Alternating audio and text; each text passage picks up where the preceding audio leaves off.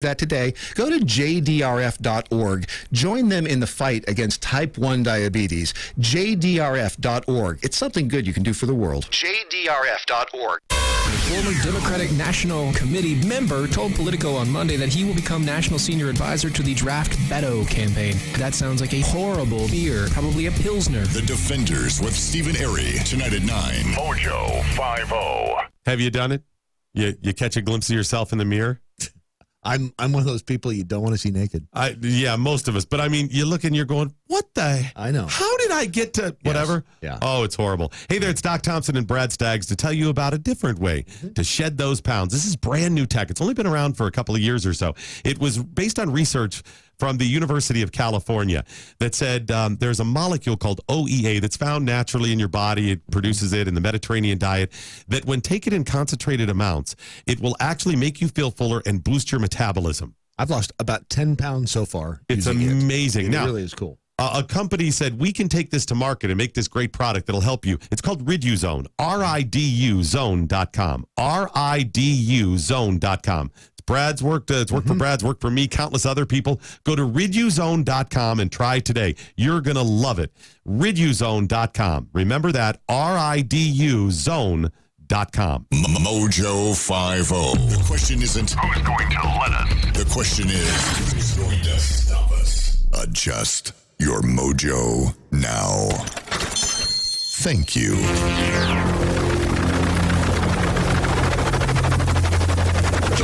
Mothership has landed. Doc Thompson. Brad Staggs. Almighty MoJo 50. I think I ate cheese too close to bedtime last night. Cheese? Cheese. What I is had it? weird dreams. And don't they say cheese makes you have weird dreams? I know it makes you not go to the bathroom. No, I didn't have that problem. Plugs you right up. No.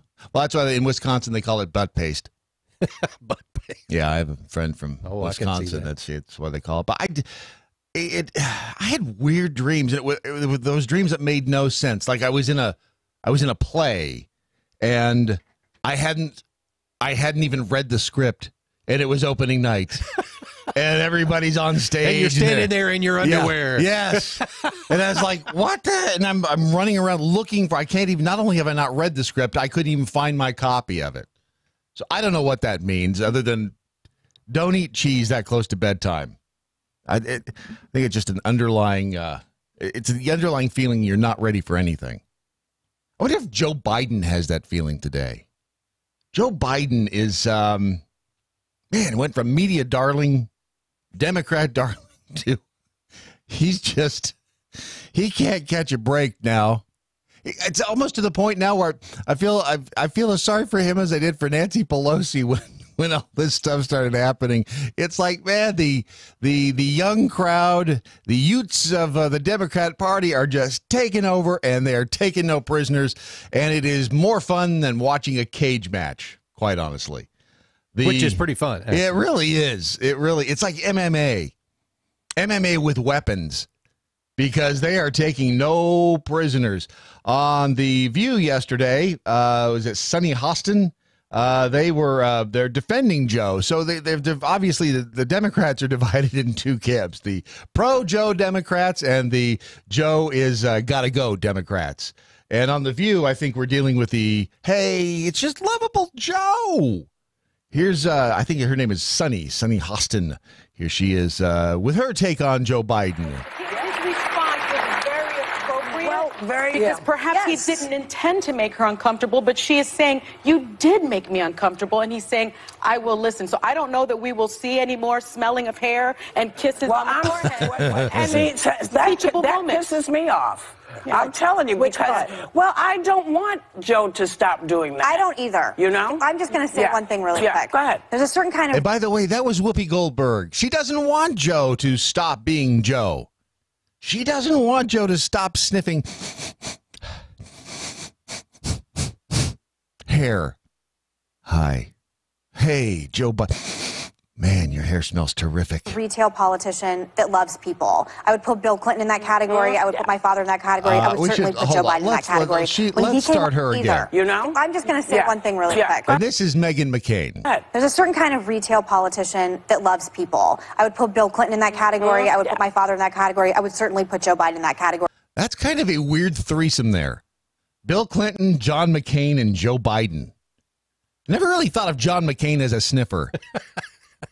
Bill Clinton, I can see being a sniffer, but and honestly, Bill Clinton would be, if he walked through the door and wanted to have a beer, that would be a lot of fun.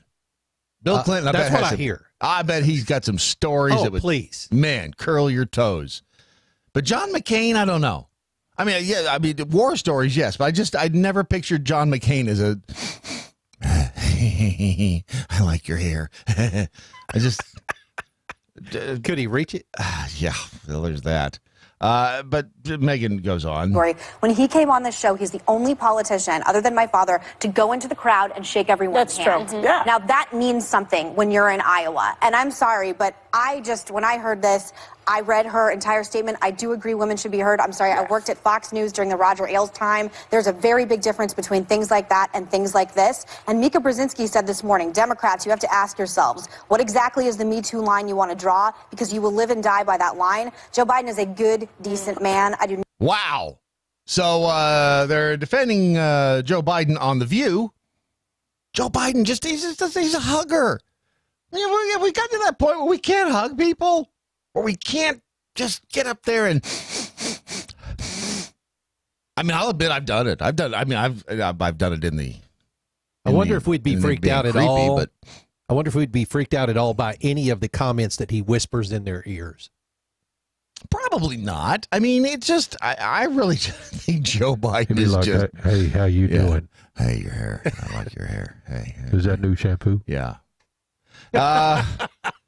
Mika did go on to say, she said, there's a lot of things I know about Joe Biden. I've known him for a long time. He's extremely affectionate. He's extremely flirtatious in a completely safe way. She continued, I'm sure that somebody can misconstrue something he's done, but as much as I can know what's in anyone's heart, I don't think there is bad intent on his part at all. And remember, this is Mika, who a couple of years ago, actually it was about a year and going on a year and a half ago, when she was in her job as the co-host of The Morning Joe over on MSNBC, she was lamenting the Me Too movement, the Pound Me Too movement that was in full swing and remains pretty decently swinging. What's the bell? But here's what Mika had to say. This is in December of 2017. I haven't brought that up every step of the way because, of course, in this Me Too environment, you must always just believe the women. And I think that there's a lot of reasons why we need to look at the women seriously and believe them. And in many cases, like, for example, I spoke to accusers in Mark Halperin, to which he admits a lot of what he's accused of doing. I spoke to them. I believe them. I'm just wondering if all women need to be believed. Wow. I'm just wondering if all women need to be believed. I think Mika's going to have her Pound Me Too card revoked. But you just don't hear about that. I mean, she said that and pooh, it just went right on by and no one ever mentioned it again. And then there's Donna Brazile. Donna Brazile is out there. Is she the one that just got hired by Fox? Or am I thinking of somebody else? No, I think Donna did get hired by. But she's a black woman, right? I think so. Yeah. She just dyed her hair blonde, like platinum blonde, and it's a very striking appearance. Really? But she's not. Yeah, I'm going to put that up. I just want to see it. Yeah. Oh wow. There, yeah. Donna is. It's a strike. I mean, it's a pretty woman. She just. It's the color contrast between the hair and her skin. Right. Wow. But I digress. So yes, Donna, and by the way, it's I love their lower third. Biden is pushing back on the controversy on the coverage of his controversy. Donna Brazile had this to say about one Joe Biden. Where did she go? There, come on, here, come on, Donna, speak. Donna doesn't want to talk now. Oh, that just figures. Damn buttons. What'd you do? Break it? I broke Donna Brazile.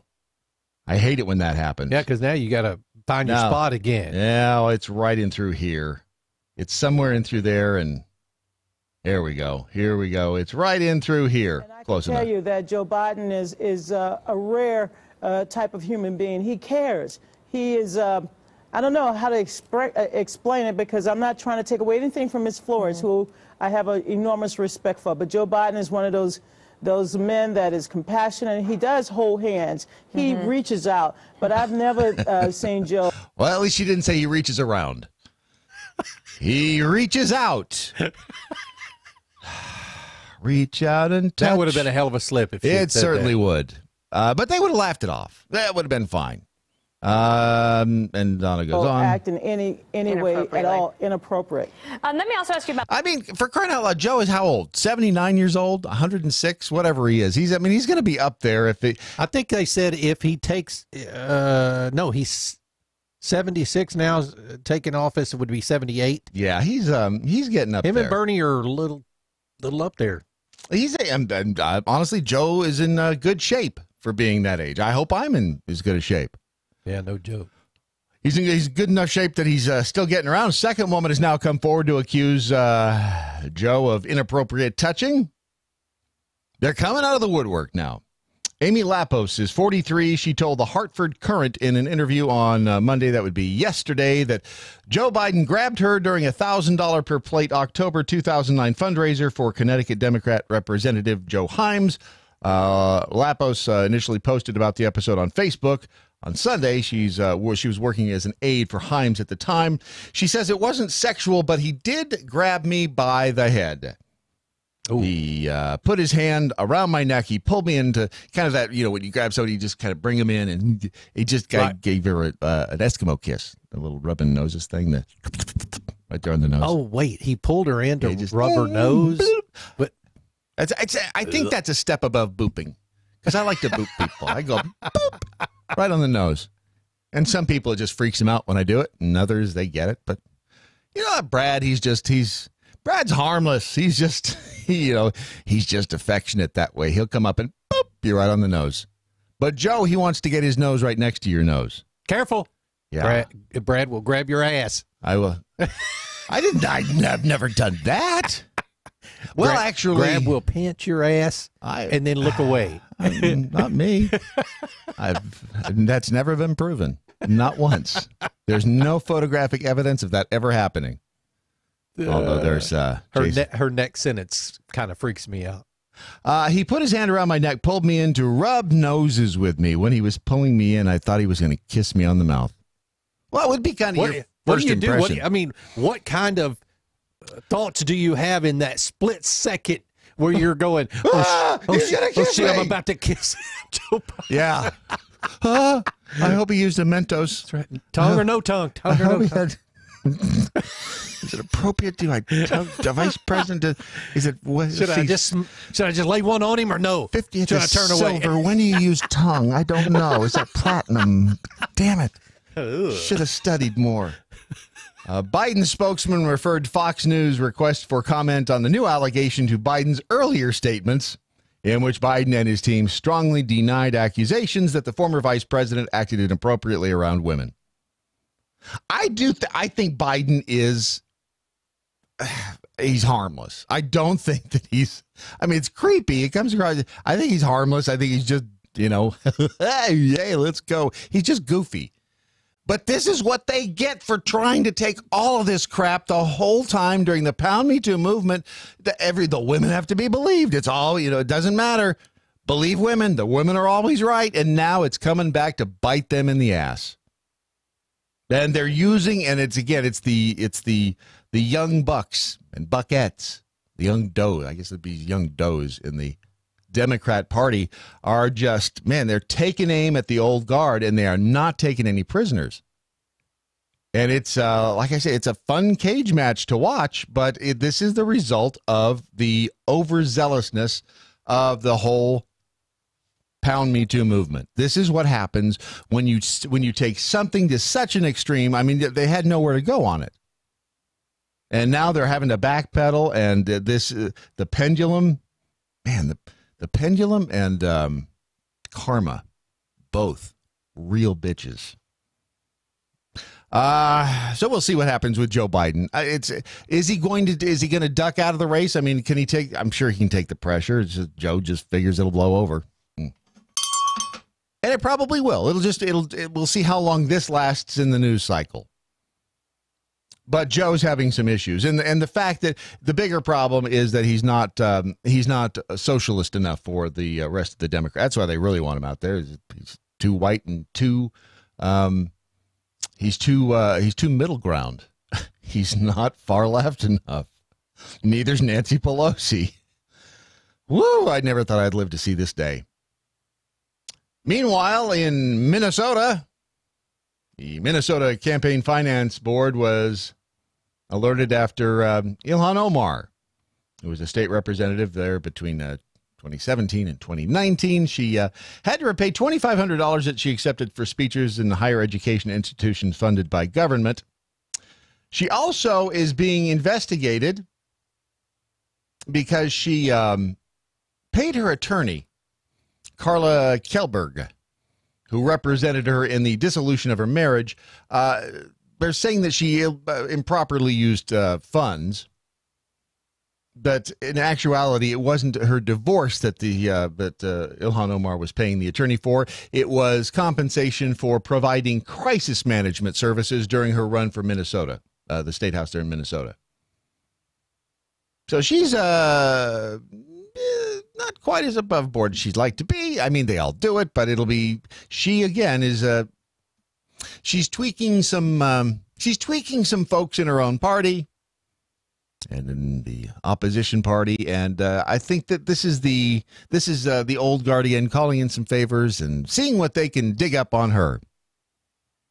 Boy, this is fun to watch. We'll keep an eye on that as well. But it's the hypocrisy of the left in full view, and it's like it's a brush fire. The video of, and this is so creepy, Samantha Josephson, this is a lesson for any and all of us to pay attention, because this woman, Samantha Josephson, calls an Uber. She's a college student in South Carolina. She calls an Uber. She's standing on the street corner. She's actually, I think, talking on her phone at the time, and the car pulls up, and she gets into the car. You know, Uber has a safety feature for this that I wish she had taken. I say safety feature. They actually give you the description and everything. Description of the driver. She's so busy talking on her phone that she's not paying attention. And let's see, I can pull that back there. I can put that there, and then I can hit play on this because it's disturbing. You see her standing on the corner. Right there. That's her out in the distance on the left there. Yeah, right there. And for those that are watching, yes, if you are watching on our platform on Facebook, and she's on, and she goes over and she thinks that's the car, she thinks that's the Uber. She jumps right in the car, and that's the last time we saw Samantha Josephson alive, which sucks. She got in the car. She was found. She was 21 years old, by the way. She was later found murdered. Her killer was the man driving the Impala. They have arrested a suspect, and his name is Nathaniel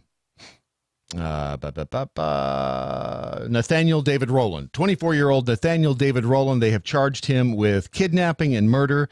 The arrest warrant says that Josephson got into his car on Friday morning. Rowland attacked her, causing numerous wounds to her head, neck, face, upper body, leg, and foot. So I don't know if this guy was just waiting there for this sort of a thing. If he was a predator, and it makes you wonder if he's done this before. Well, yes, it does, but it just makes me worried for people who aren't following. I mean, look, is this Uber's fault? No. Will they be sued for it? Of course, potentially, yes. But the fact of the matter is Uber provides you with the information you need to know before you get in that car. Pay attention. Now, that's not going to, and I'm saying this just because I think I need to, but it doesn't prevent the Uber driver from doing the same crap. No, but at least you're he's tracked. They know that. Yeah, he's less. I mean, an Uber driver that is sent to is going to be less likely to attack you than some random guy that you're getting into the car with. Exactly, because it's not an anonymous thing at that point. But this guy, it makes you wonder if he's not done this before, if there aren't some unsolved murders out there that they're going to tag him with. So we'll see. The father of the University of South Carolina student killed. Police say she got into the wrong car, thinking it was her Uber ride. Says he will dedicate his life to increasing safety with ride-sharing services. But again, like you just said, Ron, that this isn't an issue of the at least this is not a ride-share service issue. No, it's just not. You have to pay attention, and so many of us, and it's distracted probably anything. Had 100 Uber rides in my travels, and every time they pull up, I match the car, the license plate, and the driver. Yep. And then I ask him by name, talk to him, whatever. But look, and remind him that you're a black belt in judo, and that I'm carrying a weapon. Right. I mean, period. You know. I love to get in. Or I just pull up my shirt and just let it show it to him while I'm getting in the car. Your weapon? My weapon. Your weapon. Okay. My just weapon. making sure. Wanted to clarify that. Take a look at this. Hey, check this out. We're going to the club. Man, that would just, I mean, and if you're this girl's dad, Seymour Josephson, thinks his 21-year-old daughter Samantha would still be alive if she wasn't trying to catch a ride alone early Friday after a night in Columbia's 5 Points. Now, do we bar know district. whether she was intoxicated? No idea. No. I mean, she didn't. If the video is any indication, it doesn't look like it. Yeah. No, she's. If anything, it looks like she's talking on her phone to somebody and then not really paying full attention to what she's doing, which is just horrible. I mean, this is a tragedy. I agree. Rainey Laura says, I wonder how many other people this guy picked up and didn't know. And did who knows what to them. It's scary because if they can pin this guy down, there's no telling what the number is. That's true. The Duchess just said Uber is nothing less than paid hitchhiking. It counters a mindset of caution. Our fathers drilled into us, and these kids don't think twice about strangers. But this, you could say the same thing about a cab. You call a cab, you don't know who the hell the cab driver is. Well, I remember when the ride shares were coming into even the Dallas-Fort Worth area, the cab companies were pitching a fit because all the cab company drivers were background checked. They were whatever the case may be. Now, don't get me wrong. I think Lyft and Uber still do a semi-background screening. We've got a show that's starting on Saturday morning called Tailgating with David and Brad. Not me. Not Brad. It's Brad Watkins. Different Brad. But David Carson drives Lyft every day, and he was telling me, he said, man, they did a thorough background screening on me. And so does Izzo. Izzo drives Uber. But that doesn't prevent this. No, that's it what I'm doesn't. saying. It's the ride shares for all that are done in every state of the union. For this to happen and then the ride share be blamed for it, that's the concern that I. Yeah, and that's what will happen. And Izzo does. Yeah, that's right. Izzo drives Uber. And the thing is, it's young minds, fresh ideas. Be tolerant. In the words of Captain Kirk, this is the way. This is the new order of things. Now, it's not to say it's the right or the correct order of things, but this is the way of the world now. And it's my day we called a taxi cab and they'd come and it'd be a yellow light and we'd get in the car. By God, we liked it that way. But, and Stinky Duck says you have to be a serious moron to get into a random car expecting it to be your Uber. The thing is, she wasn't thinking. Looking at the video, assuming that I agree with you. You should not do it. I don't know that makes her stupid. It just means she wasn't paying attention. Well, she's no dumber than Doc Thompson was in not paying attention to what the hell he was doing. Exactly. And the thing is she's probably done Uber or Lyft, whatever this was supposed to be. She's probably done that 100 times. Yeah. And it was no second thought to just jump in the car when that guy pulled up and stopped. Right. Thinking that was the... She just didn't verify. That's the problem. Stephen English says, I learned to check the Uber plate. Yes. Yes.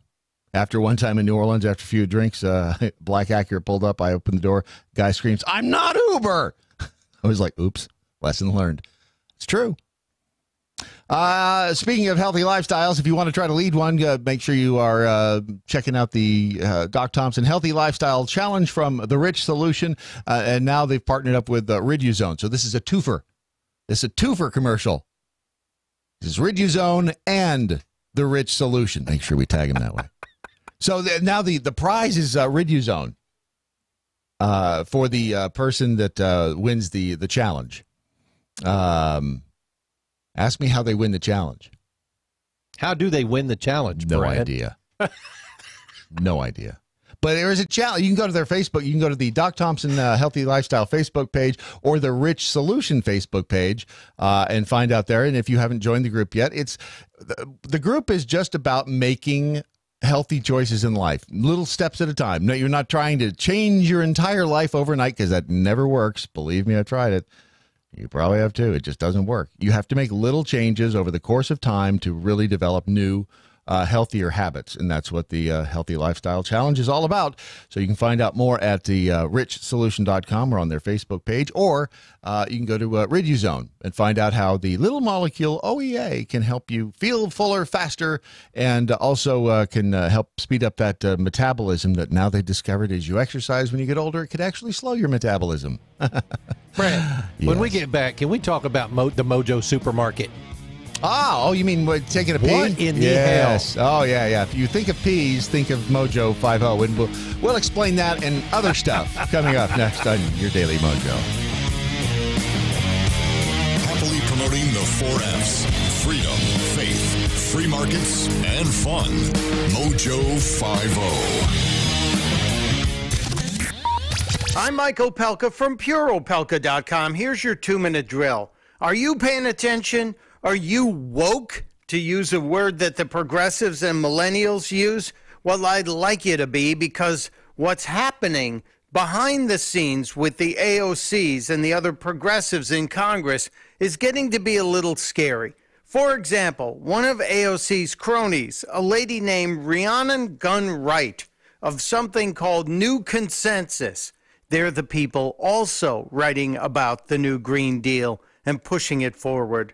She was on with AOC last Friday night on MSNBC and said the following series of mistruths. This is going to create millions of jobs. Right now, our workforce system is very broken, right? And we have these low unemployment numbers, but what that hides is that within certain communities, Black communities, Latinx communities, unemployment is still quite high. So there's a lot of slack in our economy. Excuse me, our unemployment in the Latin and Black communities is still quite high.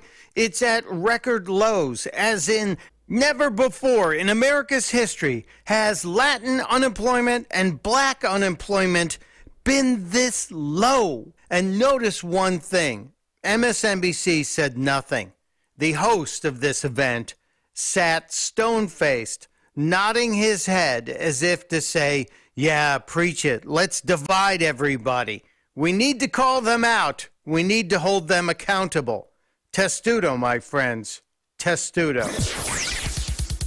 Mike Opalka's 2-minute drill is powered by MoJoWildRice.com. Their wild rice is a superfood, gluten, sodium, fat, and cholesterol-free, yet high in fiber, protein, zinc, phosphorus, and trace minerals. But you're going to love it because it's delicious. MoJoWildRice.com. MoJoWildRice.com. The Daily Mojo. Yeah, here come the hitchhiking jokes. S.K. Thompson.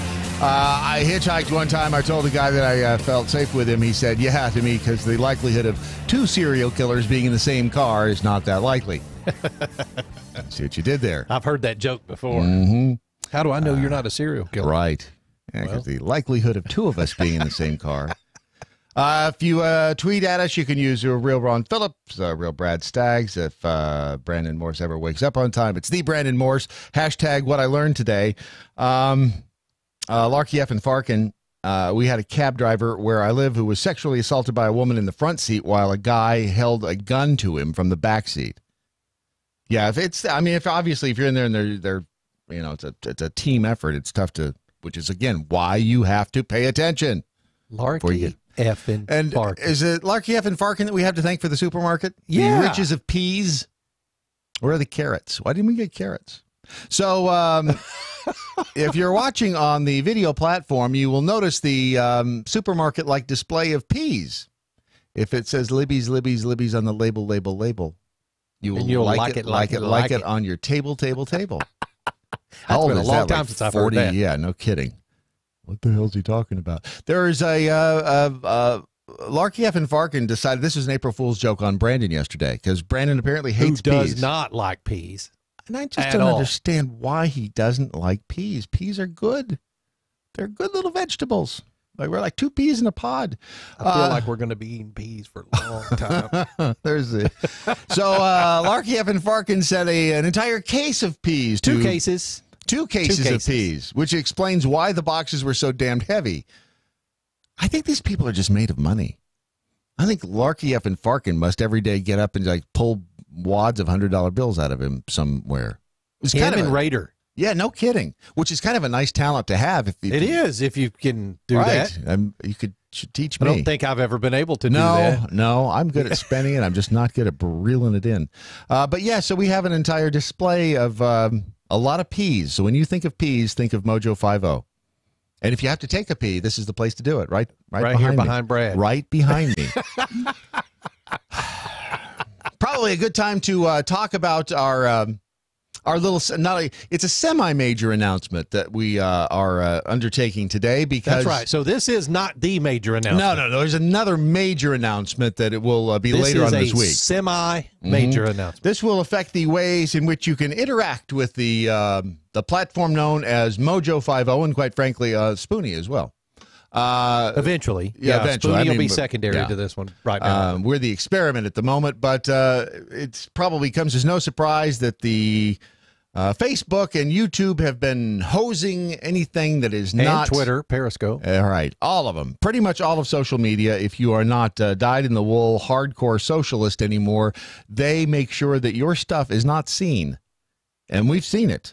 We've seen it happening. I mean, just read some of the statistics from, when you have a Facebook page, you can see how many people you've reached with your posts and how many people have seen it and so on and so forth. And our numbers just are like, well, like how's that even possible? Say you can watch the Facebook numbers. They'll go up in the morning to a decent number.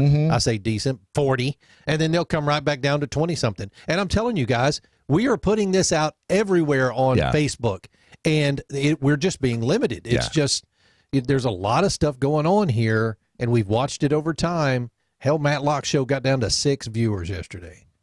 Well, that's understandable. I mean, it is Matlock. Okay. But so what we're going to do is send everybody from this day forward to mojo50.com, and right there on the front page, you'll see a little link that says MoJo TV. MoJo 50 Yeah, TV. we're going to be redesigning the web page, so it'll be right on the front page probably in the near future. But right now, if you go to mojo50.com and click on MoJo TV at the top, you'll see that we've changed the screen. And guys, here's the important thing about this: that video that's running over there on our website will start at 8 a.m. Eastern and will run till 3 p.m. Eastern every day. It'll just nonstop. It'll be nonstop. We'll put up little chyrons to tell you what's coming up next. But for Brad's show, for Brandon's show, and for Matt's show, it'll just stay there. It'll be there running all 7 hours. And there's a chat. There's a little chat box in the side there, so you can do that. And this is just because we are getting silenced by the social media platforms. And we knew that was happening. We just, you know the story. We're doing this on a shoestring with no money and no people, so we're doing everything we can. Speaking of which, it doesn't cost anything to watch it on our website yet. This is your free sample. Don't freak people out. Why not? They got money to send cases of peas. They don't pay for Facebook. They've got enough money to send cases of peas to us. There is that. So yeah, it's not. There's no charge yet for this service, so you can just go to mojo50.com and click on MoJo 50 TV, and you'll see the video feed there. You'll see the chat on the side. Well, this ought to be interesting because if any of the MeWeiites, the MeWeetans, the MeWeans, if they get over there, if they start cross-pollinating. Oh, no, and the MeWe guys, the jackholes and everybody that stays on MeWe, they'll still chat on MeWe, and that's fine. We don't care where you chat. It's just if you want to watch in the very near future, the only place you're going to be able to watch is on our website, folks. That sounds really creepy when you say it that way. If you like to watch. I like to watch. Mm-hmm. If you like to watch, go to MoJo50.com. Brad, I've been watching you behind the glass for a long time. Very long time. That's why it's double paned. So anyway, we'll see how this obviously will be improving it as we go on, as we get more money and blah, blah, blah. So initially it's you have to a couple of clicks to get there, but it's just going to be simpler. And in the long run, it's better because Facebook is it's amazing how they are silencing anything that doesn't fall in lockstep with it. And that's fine. That's what they want to do. That's great. Good for them. Good for them and their investors. Yeah, Sally, we know that some people get notified when we go live on Facebook, but only about 10% of our followers get notified. Right. Even if we did a watch party, we have to individually notify people to get them to do it. And it's just a big pain in the ass. Not to mention the fact that I can set this up once, start it, and go through the entire day with it, where on Facebook I have to take probably 20 minutes to get each show ready in between the shows. So it's just a big pain in the butt. We're going to try to move away from that. And Ron is a busy, important man. He has better things to do. So that's the reason behind it. I mean, honestly, this was the plan the whole time. To centralize the viewing and listening experience and to puppies and circus animals and midgets on ponies. Now, look, if you're listening to us on iHeartRadio, you can just continue to listen to us on iHeartRadio. It's the theater of the mind, and you know how Brad is. Brad can make you think of shit that you didn't know you could think of. You said that so eloquently too. I'm just not sure. It's almost in a Shakespearean sense. You put that. That's nice. But it is radio. I mean, that's the platform is a radio platform, and it's when you get the video part, that's radio behind the scenes, really, more than anything else. That's exactly what it is. Radio behind the scenes. So you can picture us wearing the most provocative outfits that, for those of you listening right now, Brad's wearing a tutu right now. It's actually more of a satin smoking jacket. It's Brad Hefner. It's open slightly down to the middle of my six-pack abs are showing through. It's just kind of a peekaboo thing. Bob, we don't know why iHeartRadio doesn't have a comment feed yet, a chat feed. We don't know, but because they don't have to. We're extraordinarily thankful to be there because it's iHeart and they can do whatever the hell they want. They can do whatever the hell they want. They are the 600-pound gorilla. They can do whatever they want. So that is spread the word, if you will, please, and let others know that is the plan going forward. So send everybody to MoJo50.com and the video feed there, and we'll all meet there. We'll all have a picnic. Somebody found a rare Harry Potter, the book that is, the first edition with typos. Oh, so the pre-release version. Yes.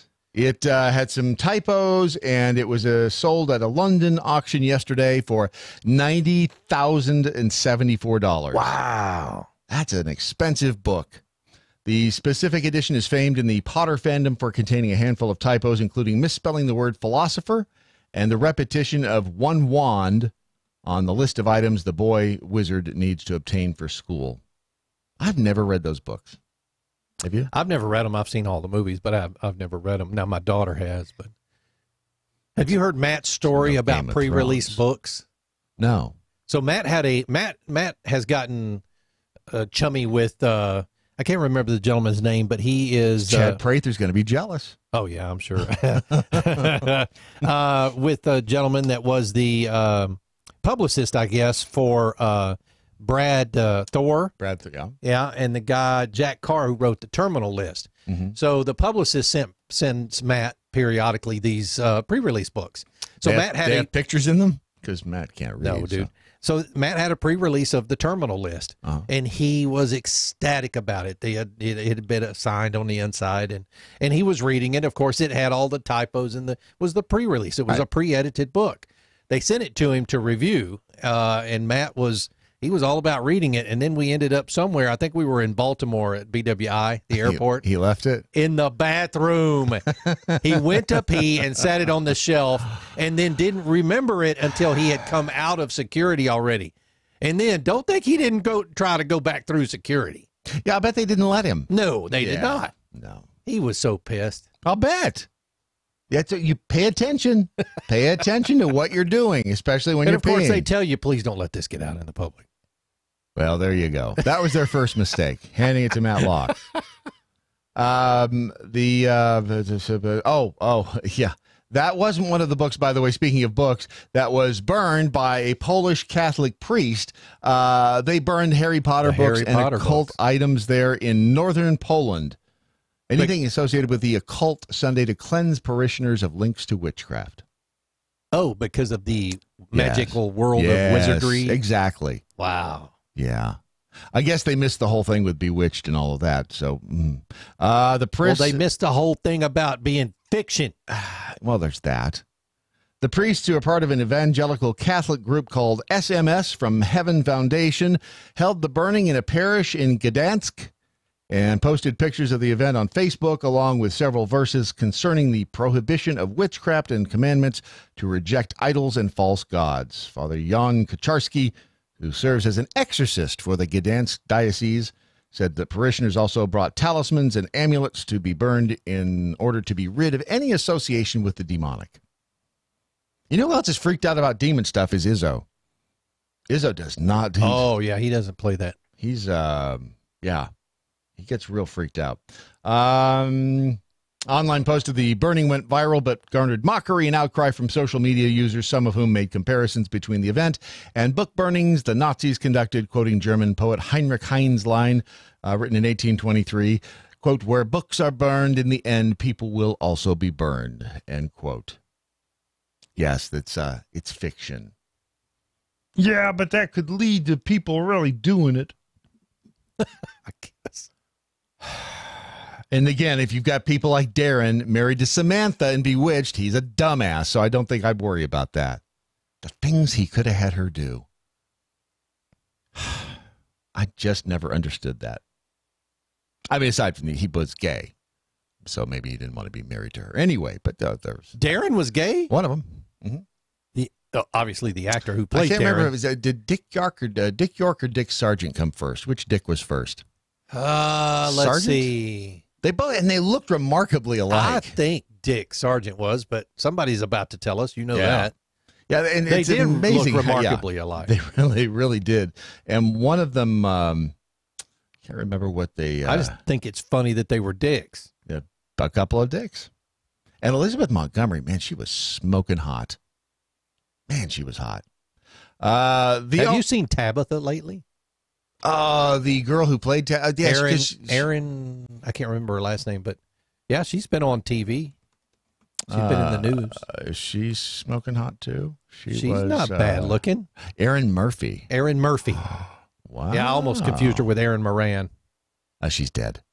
What was her name? Erin Moran? No, yeah, what was her? She was in Happy Days. Joni, yeah. Erin Murphy. Okay, she is hot. Let's see if I can put that up there. Not bad at all. Here, let me there you go. Make that bigger. She had a little work done, looks like. Yeah, she kind of has rabbit teeth. But not bad looking. No, she's not. She's got those long eyelashes though. Yeah, they're not hers. You flap those and start taking off. But so there's a restaurant in where did it go? Oh, there it is right there. A restaurant in Chicago. And this happened over the weekend. The owner of a historic Chicago building said he discovered an underground vault that could potentially contain a mobster's missing money. Grant DePorter said he was clearing out some unused space in the corner of the basement. Was Geraldo there with him? He was not.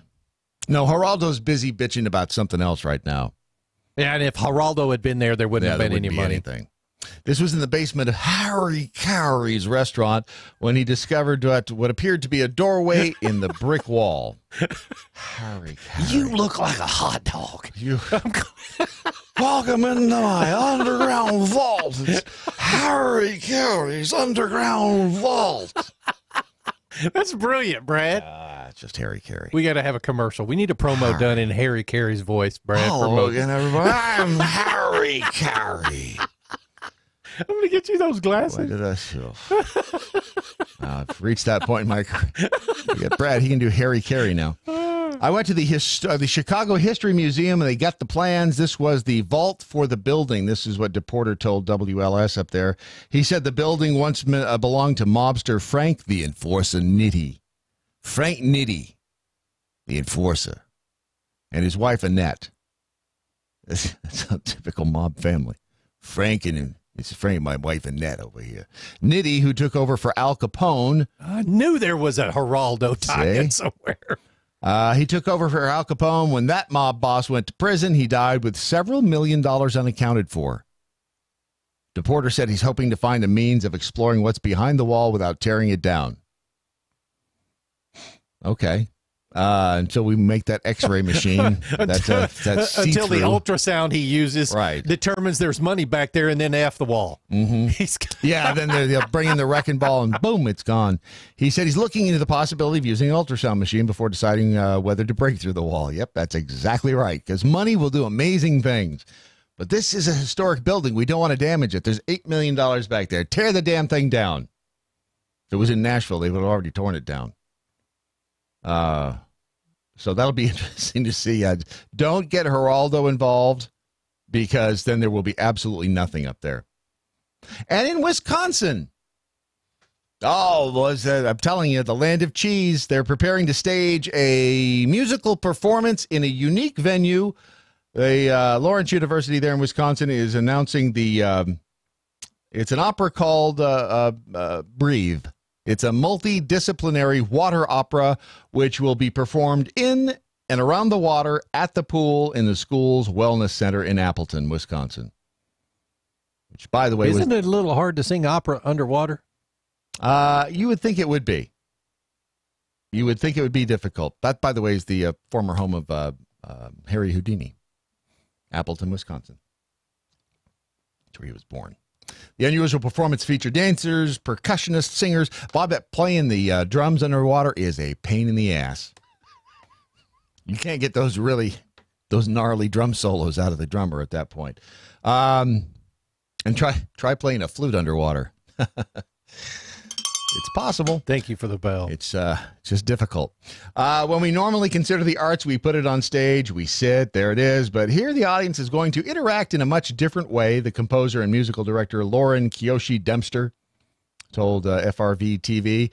Dempster said he was initially skeptical when he was approached about the project by the creator and choreographer Gabrielle Forestieri, but some experiments had surprising results. Eventually, I just tried dunking a very, very cheap cello. Who hasn't done that? Who hasn't dunked their cheap cello in a pool before? For those who are instrumentalists, it's not a very nice one, but I tried it, and it actually worked. It's been kind of one of the great surprises in my life. You could actually play cello underwater. Wow, so it's the next great thing is it's an underwater opera. So when the fat lady sings, she floats to the top. We'll find out what happens there as well. So many things in the world. It's such a diverse world anymore. It's just amazing to wade around the interweb and find out things like the monster mako shark that the Australian fisherman caught, and it was decapitated. Ugh. And it was a big bit, whatever it was that bit into this shark and decapitated it was huge and mean. It probably wouldn't have been a whale, right? Because whales don't, that I know of, they don't eat shark. Well, that should piss them off. No, but generally, no. Whales eat shrimp. And it was a bigger shark. It was a much bigger shark, but that's scary to think about. Wow. This thing was, apparently it was huge. The Australian fisherman, his name is Trapman Burmagui. Burma something. He fished out the severed head of a mako shark from the depths of the ocean off of New South Wales in Australia. It begged the question, what animal is big and vicious enough to bite the head off of a shark's head? Bite the head off of that is big. The guy's name is Jason. He goes by because no one can say Burmagui. He posted photos and a video of the severed head on Facebook, on Instagram, on YouTube. It went viral, of course, because the thing was so big. Let me see. There we go. There's a. This thing is. I can't go full screen because whatever, YouTube doesn't let you. But this thing is monster big. And somebody, wow, there's the teeth and everything. Woo! And again, this would be one of those that you run into this underwater and you are not a happy camper. But something bit the head off a huge shark, which he does say proves the point. No matter how big you are in the water, there's always something bigger. That's a big fish right there. Yeah, wow. And is that I can't figure out if they're pulling teeth. They look like daggers. Is that a shark tooth? Well, no, I think this is whatever they pull. Oh, whatever it is that bit it. Whatever ate or the head of the shark. I'm going to tell you that was a massive. It looked like probably a foot long. That was like the big teeth of a freaking what is damn it, a squid, a gigantic squid. They got little fangy things. Squid have fangs? I don't know, dude. I'm just thinking in my head right now. Squid don't have teeth. This is a horror story. This is the Meg. They have a beak. Oh no, they have a beak. Oh yeah. Squid have what the teeth? hell would have teeth like that in the water? It looks like I'm never going in the ocean. A giant piranha. Not like that. Yes. They have the little shark. The little bitty piranhas do, but not a giant piranha. Yes. I mean, what if this is like a 40-foot long piranha that we have accidentally I had heard opened a portal to? Nessie, the Loch Ness Monster, has been missing. Yeah, but she's not going to be in salt water. She's a freshwater thing. Oh, that's freshwater? No, this is the shark is in salt water. The Loch Ness is freshwater. Oh, okay. It's a lake. See, god dang. It's not Nessie. You're blowing all my theories, Brad. Yeah, well, somebody has to. Speaking of which, Brad, that big old thing you laid across the desk, I just want to come in there and lick it. What is that? I'm just going to leave it right there. I'm not going to say a damn thing. I'll give you a bigger shovel. You can dig out of this one. No, dude. This is the giant gummy worm that they sent yesterday. That Jason and I. It was this. That's part your worm. It is part my worm. But you know how many calories that thing has in it right now as it sits? I don't even really like gummy worms. You know, I looked at the box out there. It's 128 calories per serving. What's a serving? 34 of them in that. I would venture a guess. I bet each one of those little thingy doos. Yeah. 1, 2, 3, 4, 5. Yeah. So this gummy worm that is laying on the desk here in the studio is about 2 feet long. And we got 2 of them. The world's largest gummy worms. Did we figure out who sent these? It was all of the Whiskey Six and his it was group. a Whiskey Six crew. Yeah, okay. that was in the April Fool's box. Gotcha. We got 2 of those. Yeah. It was 2 giant gummy worms and a bag of dicks. Well, it was a bag of dicks. They were dick gummy worms. So dick gummy, not worms. They were just eat a bag of dicks.com. Right. Gummies. Right. Exactly. And we got those along with the peas yesterday. But and you got another box there pretty soon, right? I do. Yeah, I think I was going to wait until next hour to open it. This box is from Sarah. It says Sarah in open New York. on the air. Yes, that's a scary thing to write on a box for a radio guy. Nah, that frightened me. What's the worst that can happen? What's the worst thing that can happen? Brandon opened an envelope one day, and freaking white powder went everywhere. I'm not joking. I know. I was here. It freaked him out. Jason got up, run out of the room. I'm like, block the doors, seal them in. We're not that important. No one wants to kill us. It's not. I'm telling you. It is not. No one's trying to. And by the way, Lori F&D. No, the YouTube channel is not going away. Not at this moment. If you are just joining us, however, you can start planning on going to MoJo50.com and clicking on MoJo50 TV and watching the live feed there, the behind-the-scenes video feed of the radio shows. And it's going to be on all day. There's a little chat roll on the side of it. And here's the big difference, though. We can't do what we want to do yet on YouTube or Facebook from a music standpoint. Right. They keep they block us. Every time we play any song, they block us. We have the rights to play whatever the hell we want to play. We bought the damn license, and then for whatever reason, it's the IP laws. I don't know. But the thing is, if you go on YouTube and tell them you have the rights, because we've done that before, it's just they make everything complicated because they want to have it their way, which is fine. They can have it their way. We're just going to do it our way, and we're doing it at MoJo50. So start emigrating there, and we won't build a wall. It'll be easy to come across. Very simple. Let's see. Doc Thompson got run over by an Amtrak. Just because it's freshwater doesn't mean it isn't a shark. Well, no, the shark is in salt water. It's not Nessie. Because Nessie, I guess, well, technically, we don't know if Nessie she probably could survive in salt water because, after all, she's Nessie. Sarah Missing Doc on MoJo, she says, I sent the box, there's nothing explosive in it, which is exactly what someone who sent something explosive would say. Don't you try to kid me now that, it's She's reverse psychology. She's got to have an alibi on the chat room. Now I told I'm afraid. him it wasn't. Son of a... Now you're freaked out. Now I don't want to. Jill Hollis in Seattle, sharks are not fish. They are not in the same phylum. That would be the cartigenus of species as fish, which would be Osteophysis.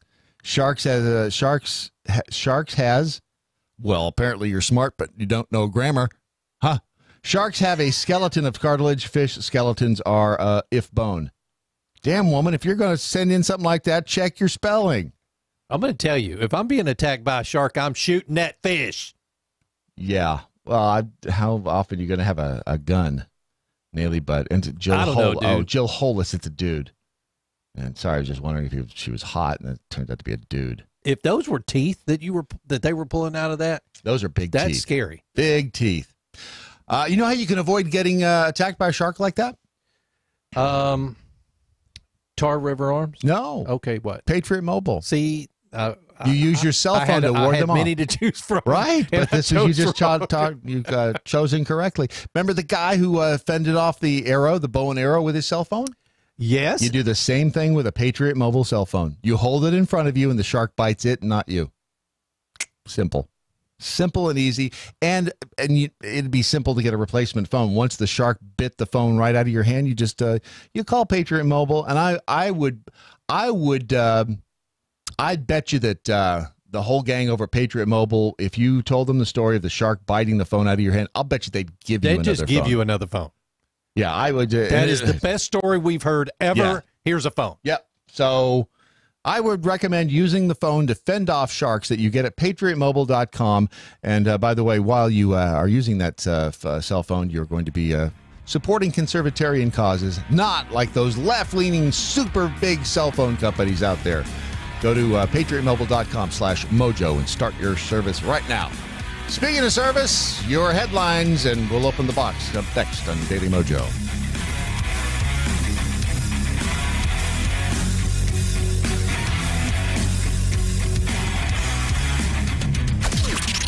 This is the seditious, rabble-rousing, liberty-loving, home of fun, entertaining, and compelling talk. Mojo 50. News this hour from townhall.com. I'm Rich Thomason. House Democrats say it's something they'll look into. A White House whistleblower's claim that security clearances were granted to at least 25 staffers whose applications were denied for a range of disqualifying issues ranging from foreign influence to drug use.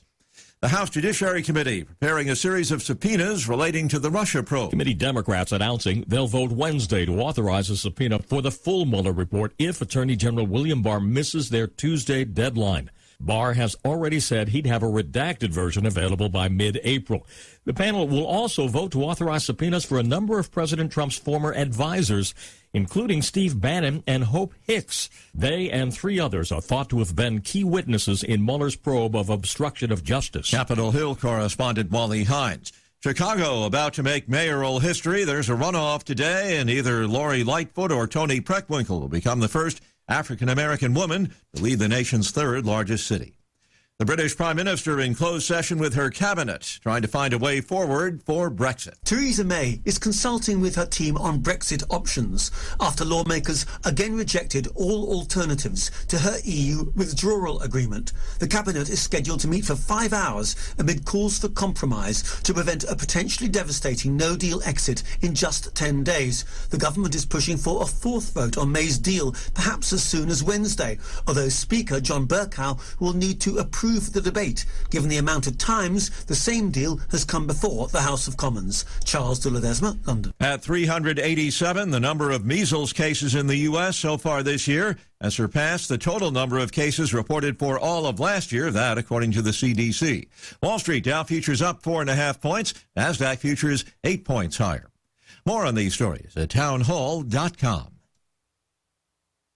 Fast Track Student Loans can get your student loans out of default, stop any wage garnishments, stop collection calls, and stop seizure of your tax refund. Give yourself a break. Stop the stress and get your student loan payments down to as little as $25 a month based on what you can afford to pay. 800-709-4395. 800-709-4395. 800-709-4395. 800-709-4395. Hi, it's Doc Thompson for Matthew 25 Ministries. Matthew 25 Ministries is one of the few charities I'll actually endorse because I know them. I've worked with them, and I know almost all of the money that you donate goes to help people. Go to m25m.org, m25m.org. Ladies, some of you sickos willingly accept that with the big doe eyes that you don't even need from a Snapchat filter and just look up at R. Kelly and say, give me your best. The Ranciviso. United 7. MoJo 50.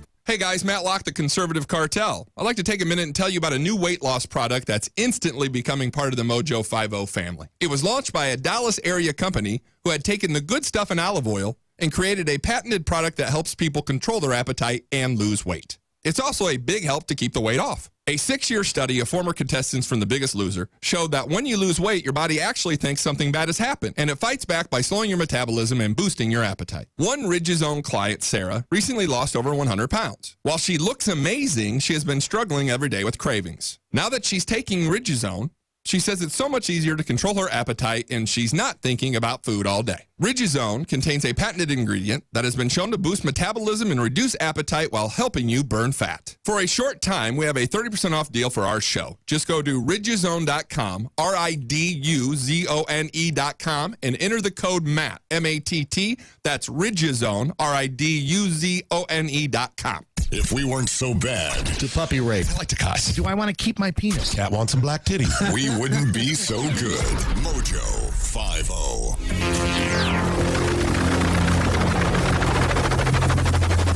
The mothership has landed. I love it. Now everyone's arguing over whether sharks are fish on Twitter. JR15 says sharks are still fish, even with a cartilage skeleton instead of bone. They also have a cloaca. Well, who doesn't? I mean, I bought one on eBay. Oh, did you? Yeah. Are you enjoying it? I am. Mine takes double. Yeah, you need it. If you need to take a pee, this is the place to do it. Can I just interject real fast?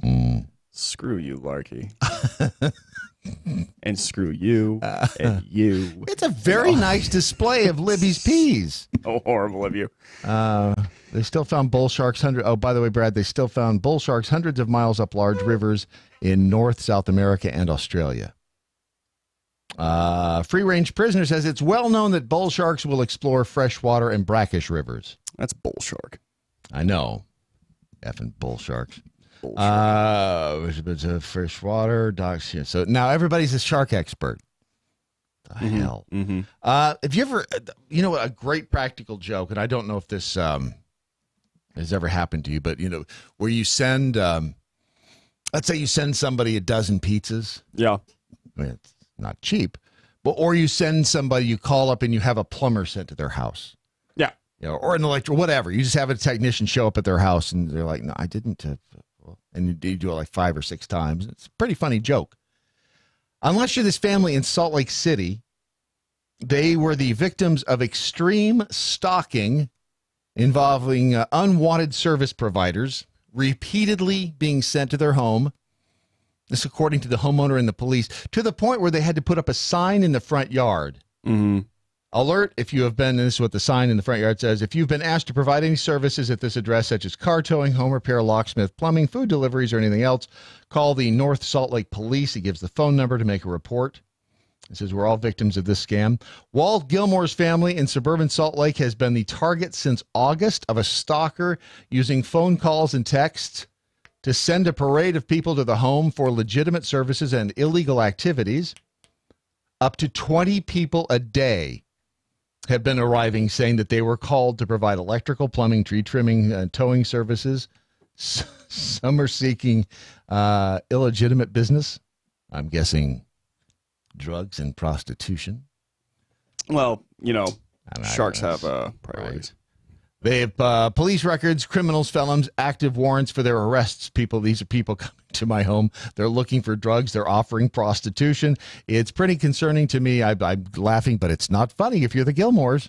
It's pretty concerning to me, my family, my entire neighborhood that these folks are there. The person responsible may be using a computer program to make the calls, and texts appear to be originating from another number, making them nearly impossible to trace.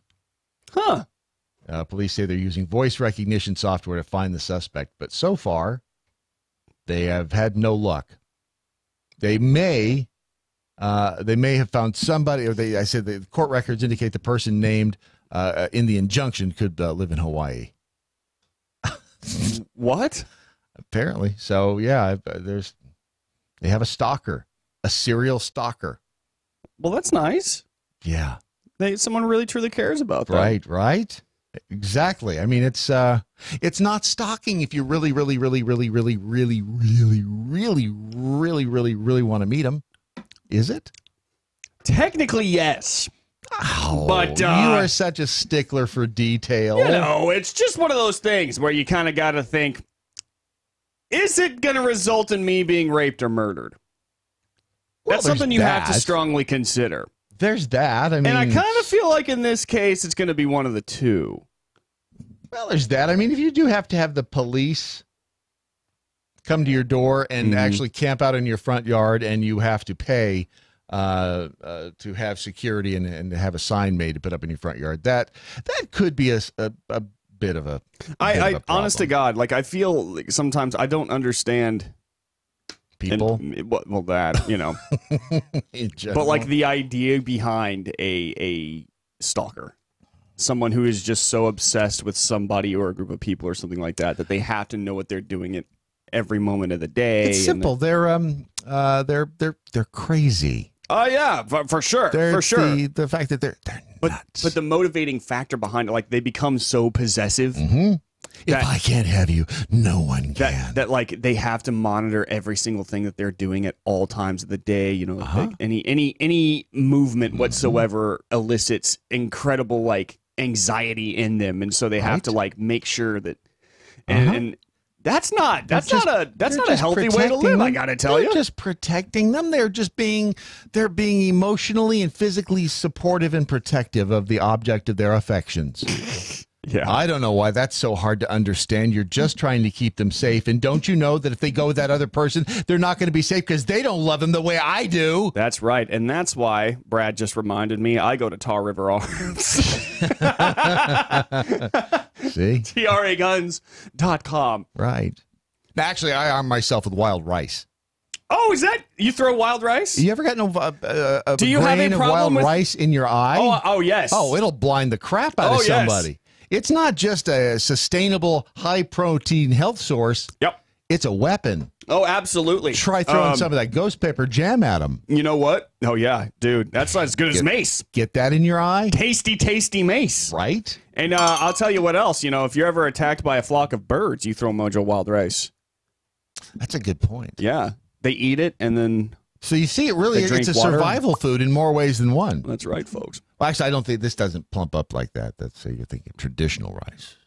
MoJo wild rice. Well, okay. So then the birds eat it, and then they get really healthy, and then you can kill them and eat them. Right, exactly. So that See, it's survival food in every sense of the word. You can use it as a self-defense weapon. That's right. You can use it as food. You can use it to fatten the crops and the livestock. Go to MoJoWildRice.com and find everything there, including those yummy, yummy, yummy whipped honeys that don't say Libby's on. You remember that commercial? Libby's on the label. You will like it on your table. Is that what we're talking about? I'd Really? be Libby's right back there. I did not. Youngsters. Apparently, I was not sold well enough on that commercial, which resulted in me not liking that. We've scoured news platforms and agencies around the globe for today's most profound news headlines. Peas. Presenting them now. Peas. Here's Brad Staggs. No. I'm eating peas. I'm just over here. Peas. God, like that is peas. so y'all are everyone is so gross.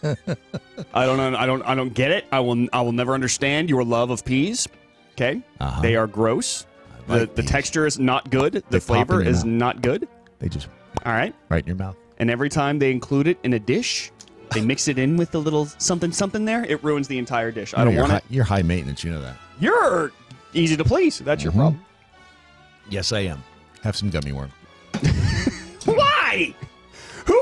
Who's sitting around in an office and goes, you know what we need to do? We need to take a whole bunch of sugary goop, make it into one long line. I will not eat that. That's the other thing. Peas and worms. Are we still talking about gummy worm? Maybe. 5 headlines I have for you. One of them is fake. You have to decide which one it is. Don't cheat. None of that rhymed.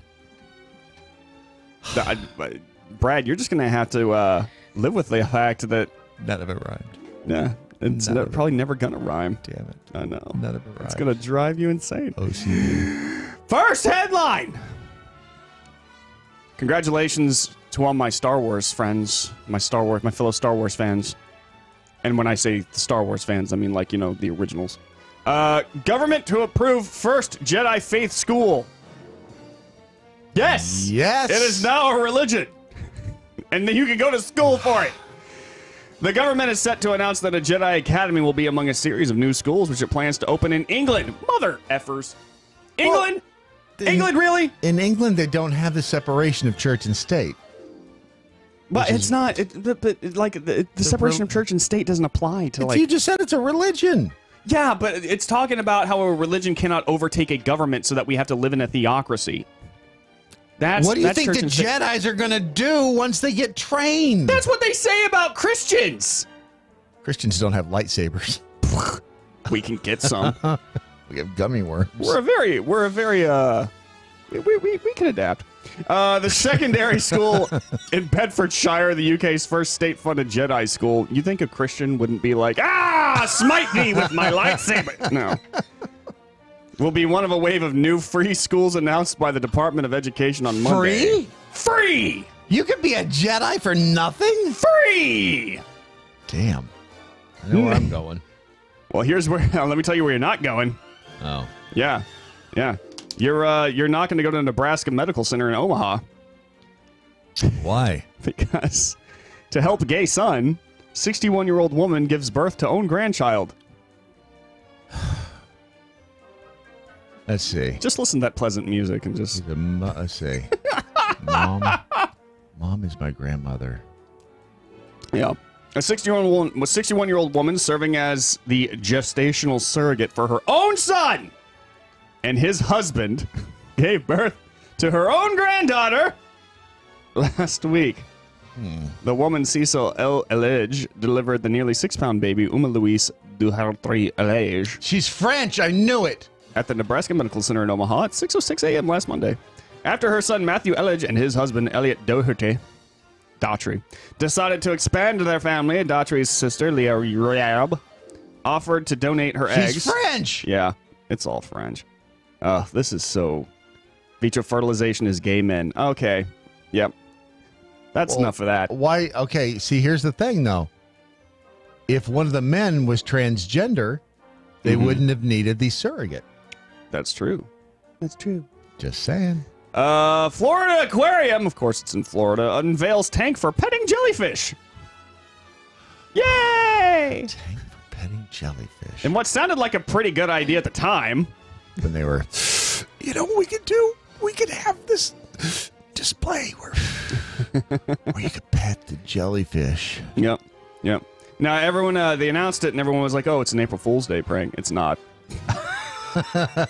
Surprise. It's not. It's actually real. That's the April Fool's Day prank, is that they were supposed to be a prank, but it's not a prank. It's a touch experience at the aquarium. Joe Biden's going to be there? Hey-oh! Thank you. We'll open just in time for the summer season, spokeswoman Sandra Morrison said. The 2,000-gallon habitat in the aquarium lobby will have 2 separate areas where translucent moon jellyfishes named jellyfees for their moon-like circular bells can be touched by visitors. I bet you want to touch their bells. Next one, Border Patrol agent who was actually an undocumented immigrant. He sentenced to probation. Oh, that's amazing. A federal district court judge on Thursday sentenced a Border Patrol agent who lied about being a U.S. citizen to a year of probation and also imposed a $1,000 fine. Well, thank God for that. He has to take some time off for a year and pay $1,000, but other than that, it's cool. He just lied about being a Border Patrol agent, the very people who are apparently. You see, there's irony in that. There's irony. Yes, there is. Because when he's standing there, he's like, Jose! Oh, no. Sorry, I've got to get you. Yeah, sorry, hey. I know. We were neighbors, but no. It's like, Nothing personal. Oh, I got him. Nothing personal. Yeah. Go. Yeah, run fast, run far. You know, my thought, though, is like if one figured out that they could do this, right? How many others are there right now? Oh, that would never help it happen more than once. Are you an American citizen? Yes. See? Sí. Sí. Sí se puede.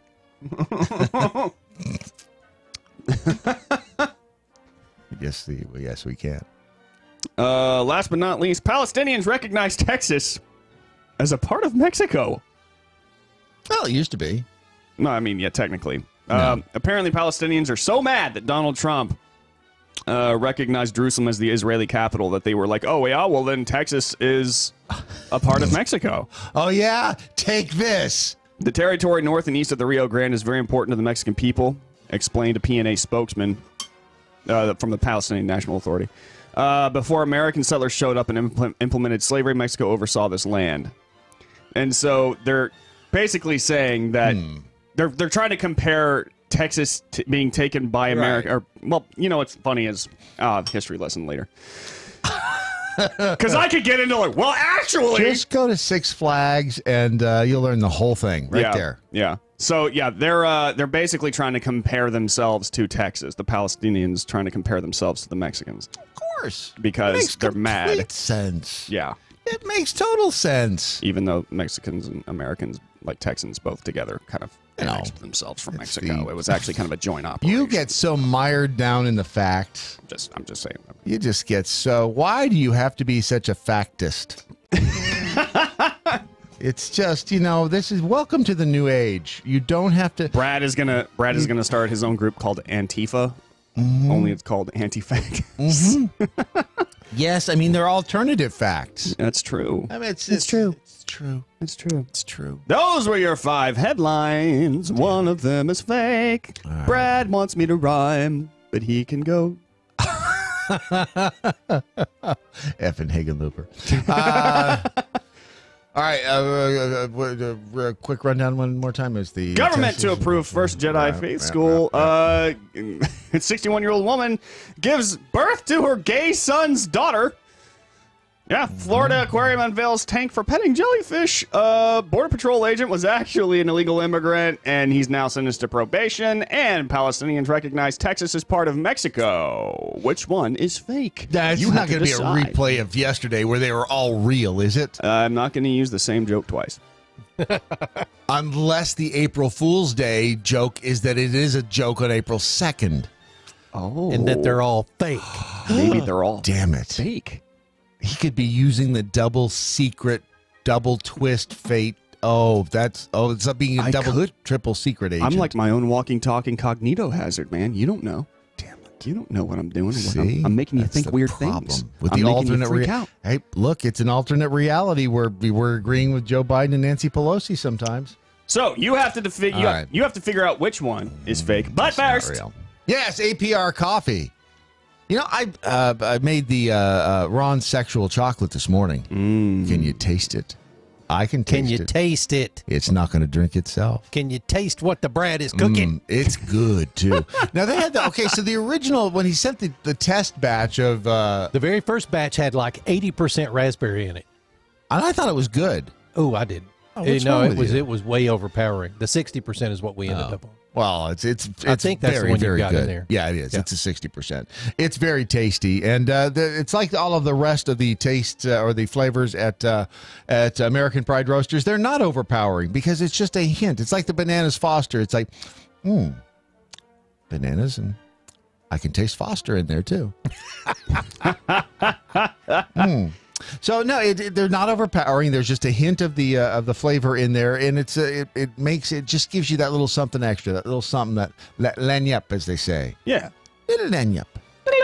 Yeah, which is not unlike a midget riding a pony. Oh, in certain districts. But if you go to AmericanPrideRoasters.com, you'll find all the fabulous flavors. Plus, you'll find all of the coffee drops, which include the peanut coffee drops, the regular coffee drops, and the mint chocolate bark as well, which is damn fine. AmericanPrideRoasters.com. Get yours now. Or you don't have to. But I recommend you do. American Pride Roasters. All right. So, see, I was going to go with, which one are you doing, Ron? So I know if I'm right. So I happen to feel like it is not probably a good plan to go petting jellyfish. Because I'm not sure you can de-sting those bastards. But you ever been I'm hit going by a with jellyfish? What? You ever been hit by a jellyfish before? I thought I was once. It ended up not being that, but I've known people who have. Oh, they do. They sting. And it is hurtful. And if they just, where were we? There were a bunch of baby ones in the water, so they touch it. It just felt like a little pinprick. Oh, Yeah, yeah, feel a no, little prick. I'm out with the petting of the jellyfish. I'm kind of with you on that. I'm going to go with the petting of the jellyfish. Petting of the jellyfish. Is the bogus story. All right. what are they- Mojo Jedi said Jedi school is fake. Mojo Jedi, you have no faith. Damn, no kidding. No faith. These are not the stories you're looking for. This is not. Let's see what else we got here. No more guesses? Really? Pussies. I've got a few people over here on Facebook that say one of them says the Florida Aquarium Piranha Petting Zoo or whatever that is fake. He didn't really hear the whole story, but another one says that the petting of the jellyfish is fake. All right. You ready? Yep, hit it. And ladies and gentlemen, the fake news story is... It's the least disturbing one. You mean we both wrong? Everyone was wrong. What? Everybody. Which one? Palestinians recognize Texas as part of Mexico. I was okay. Why do I listen to you, gonna Ron? let people Why put do their- I listen to you? Let me They're going to go let ahead. people put their hands in the water with the jellyfish? Welcome to 2019. Let me go ahead and tell you guys what is real. Government, the Jedi school? Yeah. Real. That's an actual faith now. Government-funded faith in England. May the force be with you. May the force be with you. May the Schwartz be with you. A 61-year-old woman, and I see a Schwartz is as big as mine. 61-year-old woman gives birth to own grandchild. I read that one yesterday, making so I that, knew it was real. Technically making that her grandma, mother, Her daughter, daughter, her daughter, granddaughter. I think she just carried it, though, right? And It's- artificial insemination. Yeah. Yeah. What, do you think she had sex with her son? Please, no. Please, God. Well, Okay. technically. You can actually pet a jellyfish. And here's the funny part about I this. did it in high school. I'm an Islander. Oh, nice. I'm an Islander by origin. That's what I tell people. You can pet a jellyfish, and you can pet one without getting stung. Why would you want to pet a jellyfish? So long as you just pet the very top, the bulbous top. Yeah. I knew that would get him. I knew it. Bring out your dad. Why the hell would you want to pet a jellyfish? Because you've never done it before. You ever pet a penguin? If you pick one up, they're just floppy. Right? You know what I'm saying? A Border Patrol agent actually is an undocumented immigrant, managed to get a job in our government As a Border As a Patrol Border agent. Patrol That agent, doesn't surprise He was probably me. going, come on, Exactly. hurry. That doesn't surprise me in the least. And he has been sentenced to probation, meaning that he's not been fired. Nope. Or deported. Yep. He's on probation and he has to pay $1,000 fine. Why are you such a hater? Why does he need to be deported just because he doesn't live here? Just because he's not illegal? Why do you hate him so badly? I guess I'm just a massive racist, Brad. I guess. Wow, he was gainfully employed and everything, and you just want him out. He's just taking jobs that Americans don't want. I mean, what's wrong with you? Oh, man. Oh, Brad, I just thought of something. If you ever get stung by a jellyfish, we can throw peas on you or pee on you. I don't remember which it is, but You're supposed we've to, got plenty of You're peas. supposed to pour peas on yourself. That's if right. you get stung by a jellyfish, open a can of peas and pour it all over it. From time to time, man o' wars will wash up on Galveston or like go into the water there. Those are that a big euphemism? jellyfish. And so they're not only big, they're like the most like dangerous, Poisonous and, ones? Yeah, they're so harmful And horrible If kissers. you get, They are horrible kissers. Brad should know, right? Like if they get a hold of you, oh man, they've actually done studies to show you what they do, and it's not like a chemical that they burn you with. It's literally like a microscopic, lightning fast needle that comes out of their tendrils and just.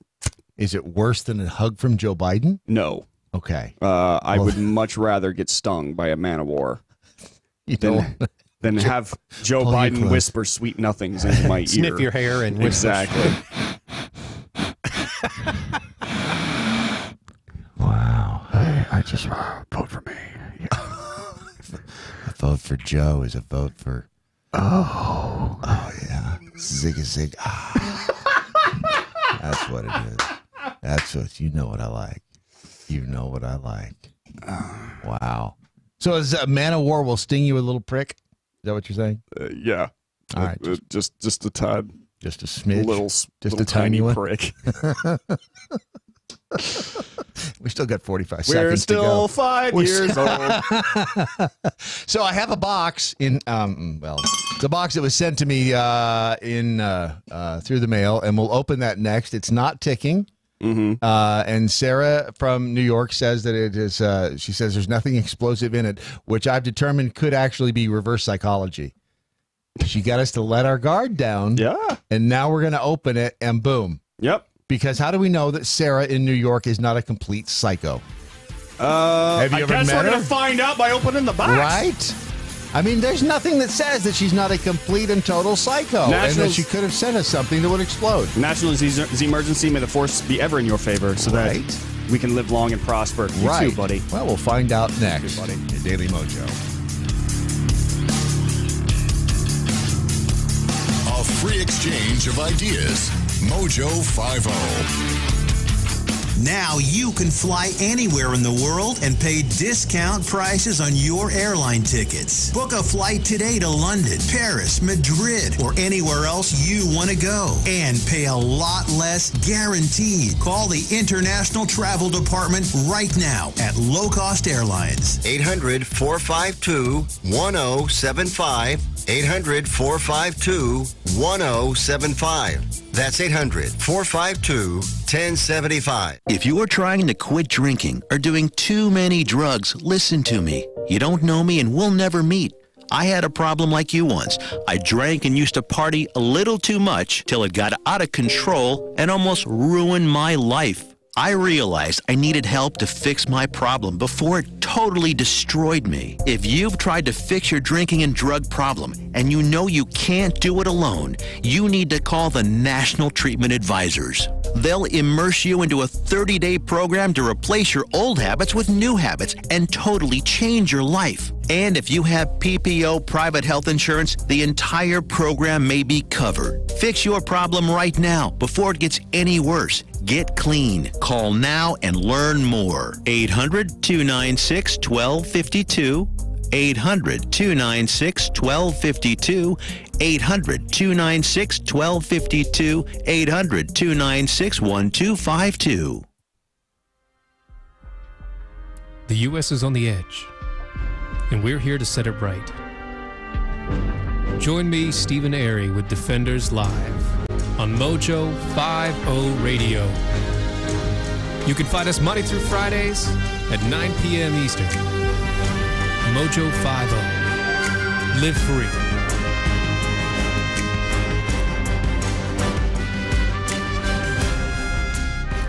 Turned into Armando? The Daily Mojo. Alejandro. It is mine. You do not touch my sword. You killed my father. Prepare to die. Stephen Airy, he tried to do it real slow. MoJo 50. Live free. Slower. Can we get that more in like a Joe Biden tone, please? Deeper. MoJo 50. Faster. Okay. We've taken that to the creep land. Chicago area woman is being accused of keeping dozens of immigrants from Guatemala in her basement. Who doesn't have dozens of immigrants from Guatemala in their basement? She kept them, however, in deplorable conditions and made them work. Concepcion Melanek.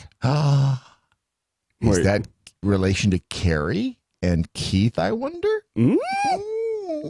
Concepcion Melanek was arrested Tuesday of last week after federal authorities raided her 1,900 square foot home and found 19 adults and 14 children inside. Good God! She's charged with forced labor. In a Thursday court hearing, prosecutors said Melanek helped the immigrants come to the United States from Guatemala. Carrie, get your family in order. No kidding. What is wrong with you? Then she told them she owed her thousands of dollars for her assistant. She got them jobs at a Romeoville, Illinois factory and made them turn over most of their wages to her. Man, this woman must have been scary as hell. I'm telling you, dude. She must How have been do you get that? She must have been a real Karen right there. Wow. Yeah. You know who else had that? I'm actually kind of impressed. I mean, one 15-year-old girl was allegedly given an ID saying she was 27. She was made to work at the factory. The immigrants were forced to live in the basement of her home, which federal agents said was deplorable, with mold, cockroaches, and sewage backup. Damn. You do not make me live in a sewage backup. Were they Italian? That wasn't Italian. That was Italian. Was that sewage backup? Yeah, that was Italian, buddy. Maybe they're okay. There could be Italian Guatemalans. It's possible. Mm-hmm. I mean, if you've ever been to Guatemala, she threatened to turn the immigrants into authorities if they didn't comply. So their options are be locked in a basement, right, and work your butt off for no pay, right, or go back to your country, or possibly, the way our immigration system works now, be let out and asked to go to a court date at a later time. Yes. Yep.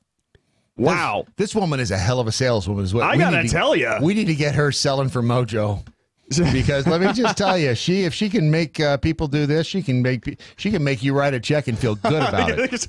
I'm gonna come in one day, open up a door, and be like, "Why are all our sponsors in here?"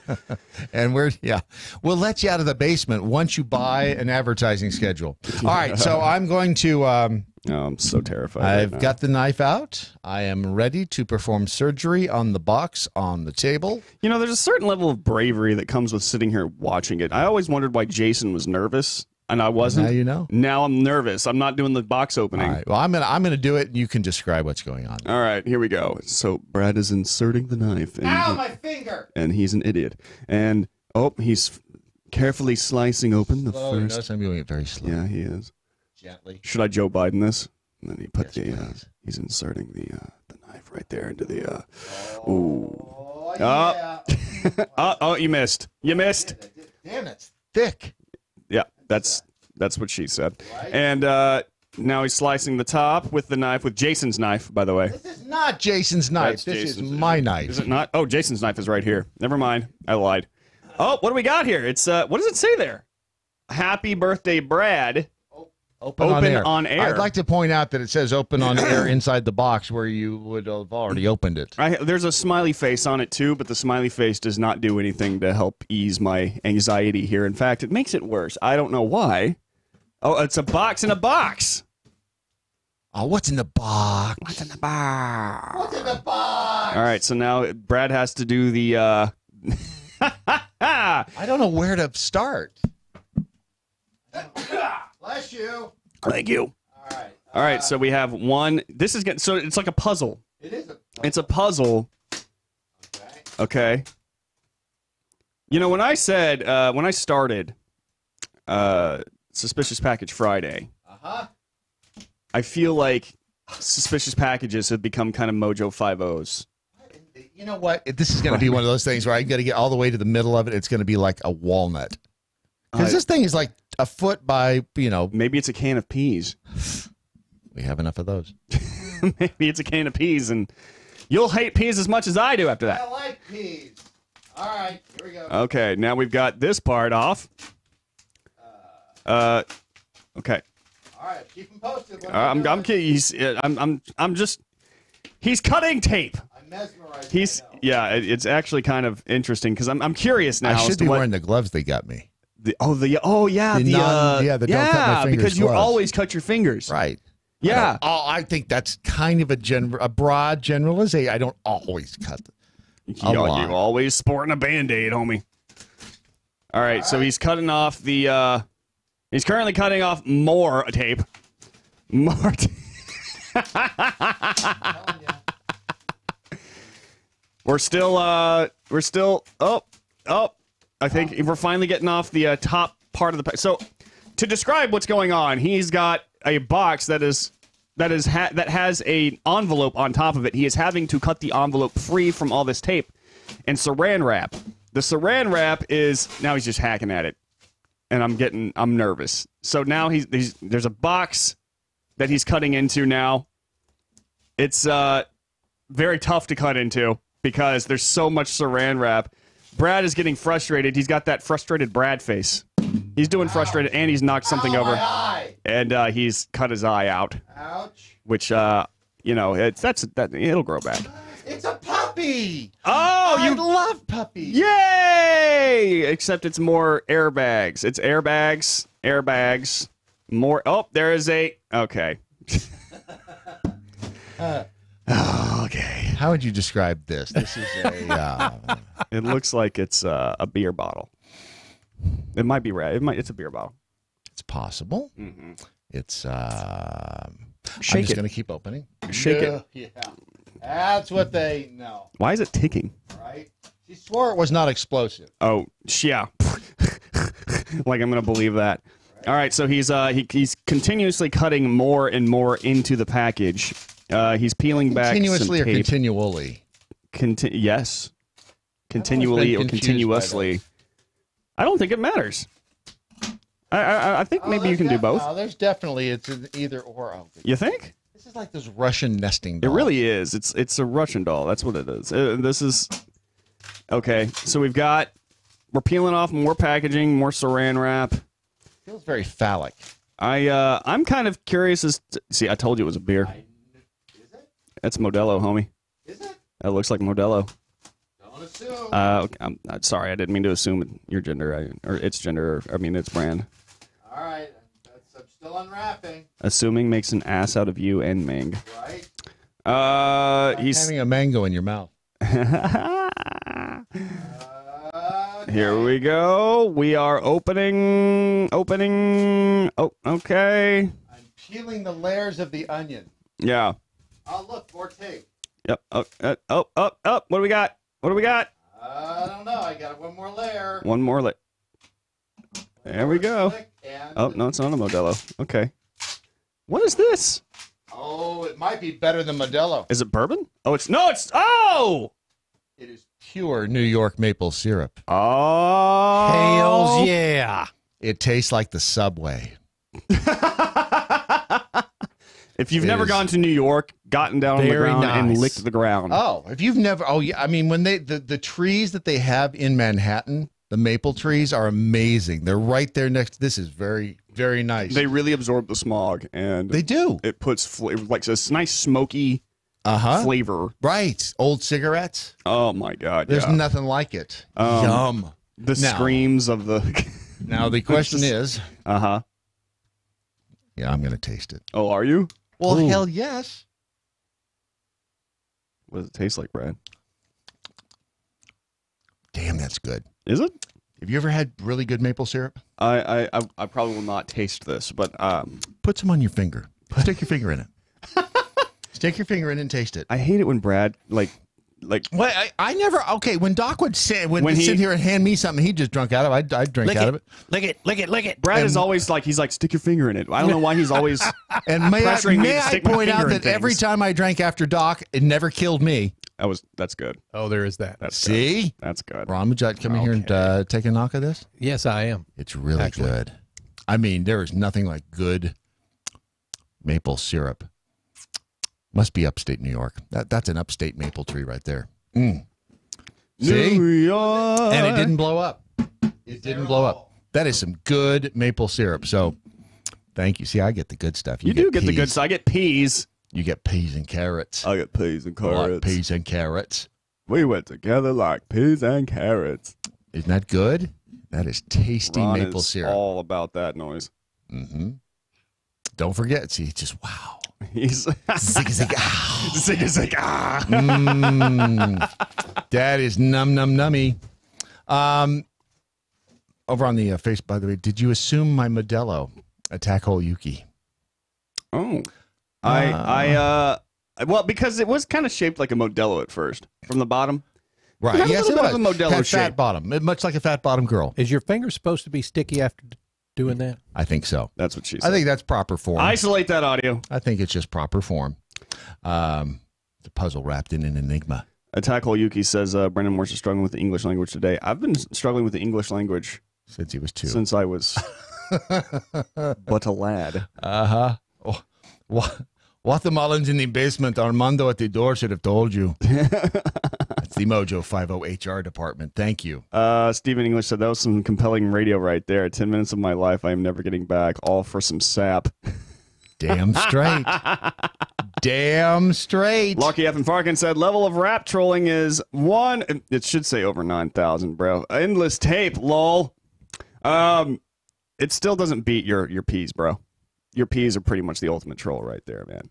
By the way, I was informed that the large phallus-looking things, the gummy worm, the world's largest were gummy also worm, from Larky F and Farkin. Yeah, the dude has way too much money. He has. Well, you know what? Way too much money. You know what? I'm glad he does because he sends us the best stuff. I've got to say, he really does, and I like it. If you haven't signed the petition yet that Chris Salcedo has created over at petitions.whitehouse.gov, please do so. It's a petition that he created to keep the he wants to bring accountability to the Obama era government. It's amazing how much they got away with. For sure. Rand Paul recently popped up and he said that he won't have I think we need to see more of this. He popped up and said something along the lines of the Mueller investigation will not be released to the public unless we can get all the information, like the phone calls and things that happened during the Obama administration while they were involved in the 2016 election. And I think that's fair. I would like to know what happened. The double standard is stunning. Oh, of course it is. It's absolutely stunning. But this is exactly what we need to start fighting against. There is definitely, especially due to the media helping out, a one-sided call for transparency. Yes. See, I am struggling with English language today. Transparency. Use your words like a big boy clown. Come on. See-through? That's better. No, there's definitely one-sided call for transparency, but you know, it's all for the Republicans to obey, not the Democrats. Right. And that to me is that's corruption. That's pure corruption right there. Yes. It allows for pure corruption, but what bothers me is that it seems that it's okay for corruption to exist only on one side for the people who have the platforms that give us our news and give us our information. Amazing, isn't it? That tells you a lot. I just tweeted out the petition, and it does. It's a long way to go. It needs another 95,000 signatures by April 25th. So if you can retweet it, if you can share it, it's just tweeted on the Doc Thompson's Daily Mojo Twitter account. We'll put it over on the Facebook for now. And if you can share that, that would be fabulous. The thing is, the White House won't look at it unless there's 100,000 signatures. Right now, there are 4,547 to be exact, that have signed in the last week. It's a two-step process. You put your first and last name, your email address, and you check your email and you have to verify that it's you. Right. So that makes sure you're not one of them illegals who's working for the government. Right. Actually, it probably doesn't ensure that you're not one of those illegals because they can't tell that from your email address. So it could be any email address, and so just verify that. And it's just at least let's hold them as accountable as the government holds us. Yeah. No, every absolutely. April 15th. By the way, speaking of email, Gmail today is 15 years old. Well, howdy do. 15 years old. That's just Gmail. Am I have a very... I hate Google. It's just... Wow. I hate They Google. speak very highly of you. Well, they... well, it's because I've been using their product, mainly because I'm forced to. But, and I mean, you want to talk about a corrupted government involved corporation, and they're poop heads too. Yeah, that too. Yes. No, I mean, you want to. I hate the fact that they spit on Middle America essentially, and then they expect me to celebrate there, but they want. Well, I didn't say I had to get them a package. I just said they're 15 years old today. Well, no, that's old technology, and it doesn't really work all that well anymore, which is why I never answer email. You know what? I never look at my email. I don't either. I don't either. I feel really bad. I do too. I feel like I should, especially in this modern day and age when everyone communicates via email. You can find me. There's ways to find me. But I'll get texts from random people like, dude, I just sent you. Dude, didn't you get my email? How come you haven't responded yet? And I'm like, because I don't. Right. I don't look at my email, bro. Nothing personal. And I'm not kidding. I looked at my my email inbox in one of them 7,947. Good God. It's an old technology. What's funny to me though is I hate the fact that there's like a red number indicating that I have messages. Right. So what I'll do is I'll go in. Turn off notifications. No, I won't turn off notifications. I'll just mark everything as red. That's... Yeah, so that I don't have that red little number there in the corner. Hey, you gotta read me, gotta read me. Yeah, exactly. I hate that. Gotta read me. They do it on purpose. I know. They do it on purpose so you feel like, oh, it's a red number. I And gotta most click on of that. it is junk. It really is. Most of it you don't need to know, and it's just a way of cluttering up your life. Mm-hmm. And quite frankly, I'm into uncluttering now. I'm into getting rid of just about everything I own. Yeah. I'm sick of it. Even just going through right now, like a lot of these, Republican people, like the organizations and stuff that send you emails are the absolute worst. And they're getting sneaky about it. I opt out every time. Well, I opt out too, but it's almost like a Hydra. Every time you unsubscribe from one, 2 more get your email address. I like that. A Hydra. Yeah. I see what you did there. I like that. Well, I like to bring in the Greek mythology from time to time. I saw, and we're going to try to get her on the show because I think this would be a fascinating interview. It is a woman who wrote a book called The Life-Changing Art of Tidying Up. Marie Kondo? Is that her name? No, it's just there's an actual show on Netflix called Tidying Up with Marie Kondo. I don't know. I saw her this morning on something else, and it may be. But I'm telling you, getting rid of stuff in your life is so cathartic. It really is. It is nice to... the average American home right now has 300,000 items. Yeah. Think about that. Think about if you picked up everything you owned, lined it up, 300,000 of them. Yeah. The average size of the American home has nearly tripled in size over the past 50 years.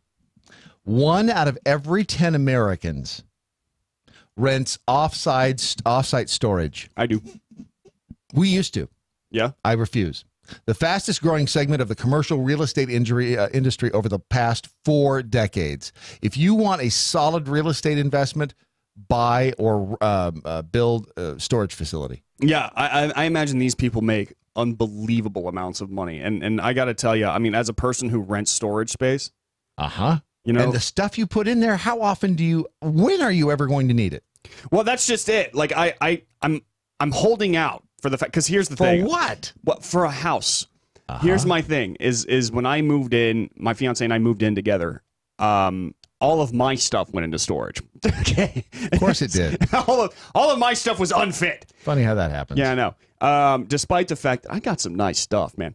Yes, you do. But I'm hoping that one day, I get a house and all of my stuff can come back. Right. But then I'm telling you, it's more stuff to dust. But I don't care about that. See, here's the funny thing is, like, I lived as a nomad for the longest time. And I basically didn't buy any real furniture. Right. Until I moved to Dallas. Because I was like, all right, maybe it's time to settle down a little bit. I'll settle in this city. It seemed like a good city to settle down in. That's the reason I got married the second time. Oh, really? I didn't want to buy furniture. You laugh. Wow, that's an actual money-saving technique, man. No, let me tell you, in the long run, it didn't work out that way. Oh. It's, no, and it seemed like a good idea at the time. It really did. I didn't want to buy furniture, and that's why I did it. And, yeah, so I don't recommend that. Yeah. 25% of the people with 2-car garages don't have room to park cars inside them. Yeah. 32% only have room for one vehicle. That sucks. The United States has upwards of 50,000 storage facilities, more than 5 times the number of Starbucks. Currently, there is 7.3 square feet of self-storage space for every man, woman, and child in the country. Damn. It is physically possible that every American could stand all at the same time under the total canopy of self-storage roofing. I can see that. I could see that. Is that not? British research found that the average 10-year-old owns 238 toys but plays with 12. That's interesting. 3.1% of the world's children live in America, but they own 40% of the toys consumed globally. That is crazy, but not surprising. No. And it's amazing. I've done it too. Not as much as the women. But, at Christmas time, I've got to but he's 2. Yeah, but I got to get him this and this. And then the kid sits there and opens the box and plays with the wrapping paper. Yes. Oh, man, when I was a kid, a box was like the greatest thing ever. I loved the box. I still do. Yeah. It's true, though. No, it is true. You climb into the box. It's true. I used to pretend that was like a spaceship or it was a cave. It's called imagination. I worked at KB Toys when I was 15 during the Christmas extravaganza that they used to have Black Friday. Pick up on chicks, wasn't it? You don't want to get the chicks shopping for toys for their kids during Christmas. All right, they're the absolute. They're all Karens. All right. Right. But, check this out. I was there during the Tickle Me Elmo era when it first came out. Remember that? Yes. Remember all, like, the holy crap, I have to get this for my kid nonsense that was happening during that time? And I will kill you if you get in my way. Man, people would come in and, like, oh, God, Black Friday was the worst. They would come in and they would scream about the fact that there's no Tickle Me Elmo left. And I'm like, I'm sorry. If your kid needs a Tickle Me Elmo this bad, then he has a sad life. Right. All right. Trust me, it is one of the most annoying toys you've ever seen in your entire life. All right. The only thing good that came from Tickle Me Elmo was the parody someone did on YouTube for Tickle Me Emo. That's right. That's right. I forgot about that. Tickle Me Emo. Life is darkness. It's just, but no, dude. A lot of these, a lot of the stuff that we have nowadays, I could seriously go through my apartment and probably get rid of a ton of it. And you know what? The vast majority of it is probably in the closet. Clothes that I never will wear before, or wear again. Clothes that my fiance will never. I mean, there are so many clothes in there that I've never seen her wear. The average American woman owns 30 outfits, one for every day of the month. Yeah. In 1930, that number was 9. They owned 9 outfits in 1930, the average American woman. The average American family spends close to $2,000 on clothes every year. Really? That's a lot of money on clothes. What's funny is I only have I think 6 or 7 outfits that I wear. I know, me too. You only wear one shirt. It's a jacket. It's not a shirt. It's a jacket. Okay. It's a shacket. It's a shacket. It's a shacket. It's almost time that time of year when I have to put it in hermetically sealed storage. By the way, the average American throws away 65 pounds of what every year? Food? Nope. No. Clothing. Really? 65 pounds of clothing the average American throws away. Nearly half of American households don't save any money. Wait, hang on. Wait. Yeah. Is it throw away or is it like give away? It says throws away. This according to this one's according to the Huffington Post, so it doesn't say whether or not they. In Dallas, they're like they have these like clothing donation bins everywhere. Yeah. So we just we put our stuff in a trash bag. This is according to the EPA Office of Solid Waste. Americans throw away more than 68 pounds of clothing and textiles per person per year. And that clothing and other textiles represent about 6.3% of the municipal solid waste. So throwing them away. Oh. Throwing them away. 60. Why? Okay, yeah. At that point, why not just take them down? Well, I guess some of that's, in the case of Doc Thompson's, underpants. Because, yeah. Hey, man, don't underestimate the power of a good clean pair underpants. Of clean underpants, man. But, yeah, if you're going to do that, just take them down to, not underpants, because nobody wants to wear your underpants. Well, you know, you'd or be your surprised. socks. I'm pretty sure that's they're because they wash them. You could sell those on eBay for a lot. But just dump the stuff in like the Someone make a Salvation Army good bin. living off of that. Yes. Oh, yeah. You can make, if you go on eBay, and now you can see on Amazon, you can buy clothes on Amazon. I mean, they're not used, but I just don't understand how you do that. Homes now in the United States, more television sets than people. Yeah. That makes sense. I had a television when I lived in Nashville. I had a television. Let's see. I had 1, 2, 3, 4. 1, 2, 3, 4, 5 or 6 TVs. Counting my computer screen, I currently have 4. Because I tend to watch a lot of stuff on my computer, like on YouTube and whatnot. Wow. So I count it. So I have 4, and there are 2 people in my household. I mean, you got 2 eyeballs. Why not have 2 TVs per person? That's what I say. And some reports indicate we consume twice as many material goods today as we did 50 years ago. Twice as many material goods today as we did 50 years ago. That actually does not surprise me at all. It's all about the stuff. Well, because you got to think back in the day, you know, like in the 50s, just before that, we were going through the Great Depression. Yeah. And then all of a sudden we were like, oh, we can live in bounty. Yep. And we should. And we got used to that lifestyle. And now if like, honest to God, like if you take away even like one of those things nowadays, it would be called a crisis. If our internet goes down, it's a crisis. Absolutely. You know what we should be saving more of? What's that, Brad? Money. Oh, yeah.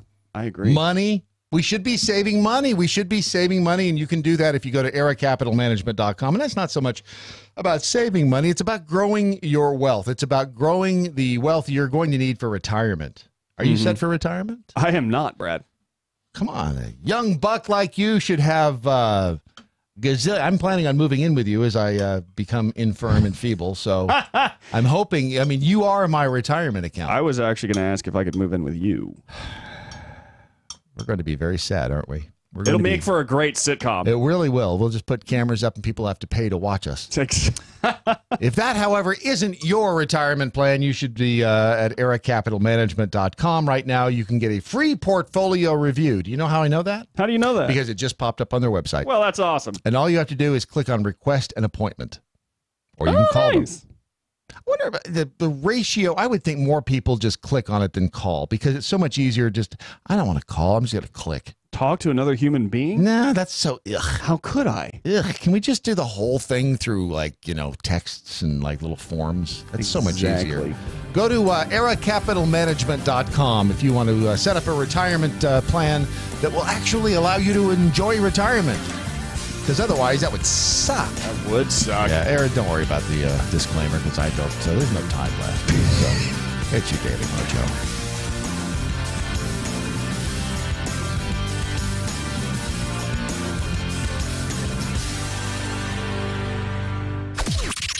This is the seditious, rabble-rousing, liberty-loving, home of fun, entertaining, and compelling talk. MoJo 50. News this hour from townhall.com. I'm Rich Thomason. A White House whistleblower's suggestion that security clearances were improperly granted to more than 24 people has House Democrats talking about an investigation and subpoenas. Republicans say that response way over the top. House Republicans are calling the allegations about security clearance approvals an excuse to go fishing through personnel files. The House Oversight Committee is already investigating security clearances issued to former National Security Advisor Michael Flynn, former White House aide Rob Porter, and the president's son-in-law Jared Kushner. The New York Times reported Trump ordered officials to grant Kushner a clearance despite objections from national security officials. Correspondent Jackie Quinn. Today's the deadline set by House Judiciary Committee Democrats for Attorney General Barr to hand over the full unredacted Mueller report. If it doesn't happen, Democrats plan to vote tomorrow on a subpoena for the report. Barr has already said he would have a redacted version available by mid-April. Amid presidential threats to close the southern border for security reasons, the Trump administration considering creating the position of immigration czar. On the issue of immigration, the Department of Homeland Security shares an overlapping responsibility with the Departments of State, Defense, and Justice. If the position is established within HHS, it would be considered part of the cabinet and require Senate confirmation. The two names which are being bantered are former Virginia Attorney General Ken Cuccinelli and former Kansas Secretary of State Chris Kobach. Correspondent George Bonzani. After $91 billion in hurricane recovery funds for Puerto Rico, President Trump says he can't agree to Democrat demands for more federal relief money for the island. On Wall Street this morning, stock futures currently mixed, with Dow futures down about 14 points, NASDAQ futures 7 points higher. More on these stories at townhall.com. Never Forgotten Apparel is more than just a premium women's and men's clothing line. It's a movement to remind us to wear American-made and serve those who serve us. Our heroes. Never Forgotten Apparel gives 20% of their total sales to nonprofits that support homeless veterans and off-duty firefighters, and 50% to individual veterans and firefighters in need nationwide. Check out neverforgottenapparel.com. Use promo code MATT, M-A-T-T, and get 15% off your purchase. Having an extra supply of food on hand is just smart. Some people call it prepping. I call it smart. You never know what's going to happen in this world. Go to mypatriotsupply.com. You'll find out a lot of good reasons to have that food and some great prices. mypatriotsupply.com. While we run train on the progressive agenda, does she know she speaks straight? Didn't they get mad at Brett Kavanaugh over the whole run train thing? They got mad at him for liking beer. Brandon Morse, weekday afternoons, MoJo 50. Hey guys, it's Ron Phillips with the Conservative Cartel. You know, everyone lives with a little bit of pain, but living with diabetes can be a real pain. While you may have to test your blood sugar and take insulin, ordering your testing supplies shouldn't be one more pain you have to deal with. At least it's not when you work with Diathrive. Diathrive ships the testing supplies you need directly to your home when you need them. Gone are the days of visiting multiple stores to find the right strips, waiting in long lines to purchase your supplies, or sorting through your insurance requirements to figure out what they cover. Best of all, with plans starting as low as $8 a month, Diathrive is probably going to cost you less than what you're paying today. Diathrive saves you time and money. Plus, they're pretty fun to work with, too. So why don't you give Diathrive a chance to show you there's a better way to manage your diabetes? They're so convinced that you'll love their service that they're offering your first month of supplies free. Simply type the code MATT, that's M-A-T-T, at checkout. Be sure to head out to the web right now and check these guys out. It's Diathrive.com. This is the MoJo 50 Institute for the Advanced Application of Freedom. Ya bitches.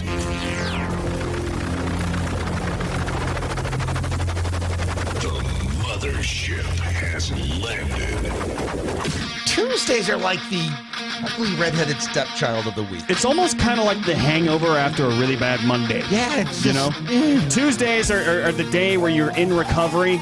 Right. But recovery doesn't feel good. No, it doesn't. And it's not Wednesday, so you're not like, hey, it's hump day. I can see the end of the week, and then it's not Thursday, which is Friday's ugly friend. Right. And then you get to Friday, and you're like, I'm almost to the weekend. I still have to endure Friday, but it's just Tuesday all day long. It's Tuesday. Larky F. and Farkin with good advice. Just avoid the Doc Thompson retirement train. Yeah, well, there's that. There is that. Fully loaded high caliber kitty. Just bought 2 pairs of pants on clearance at Walmart for $5 each. They'll last me for a good 5 to 10 years.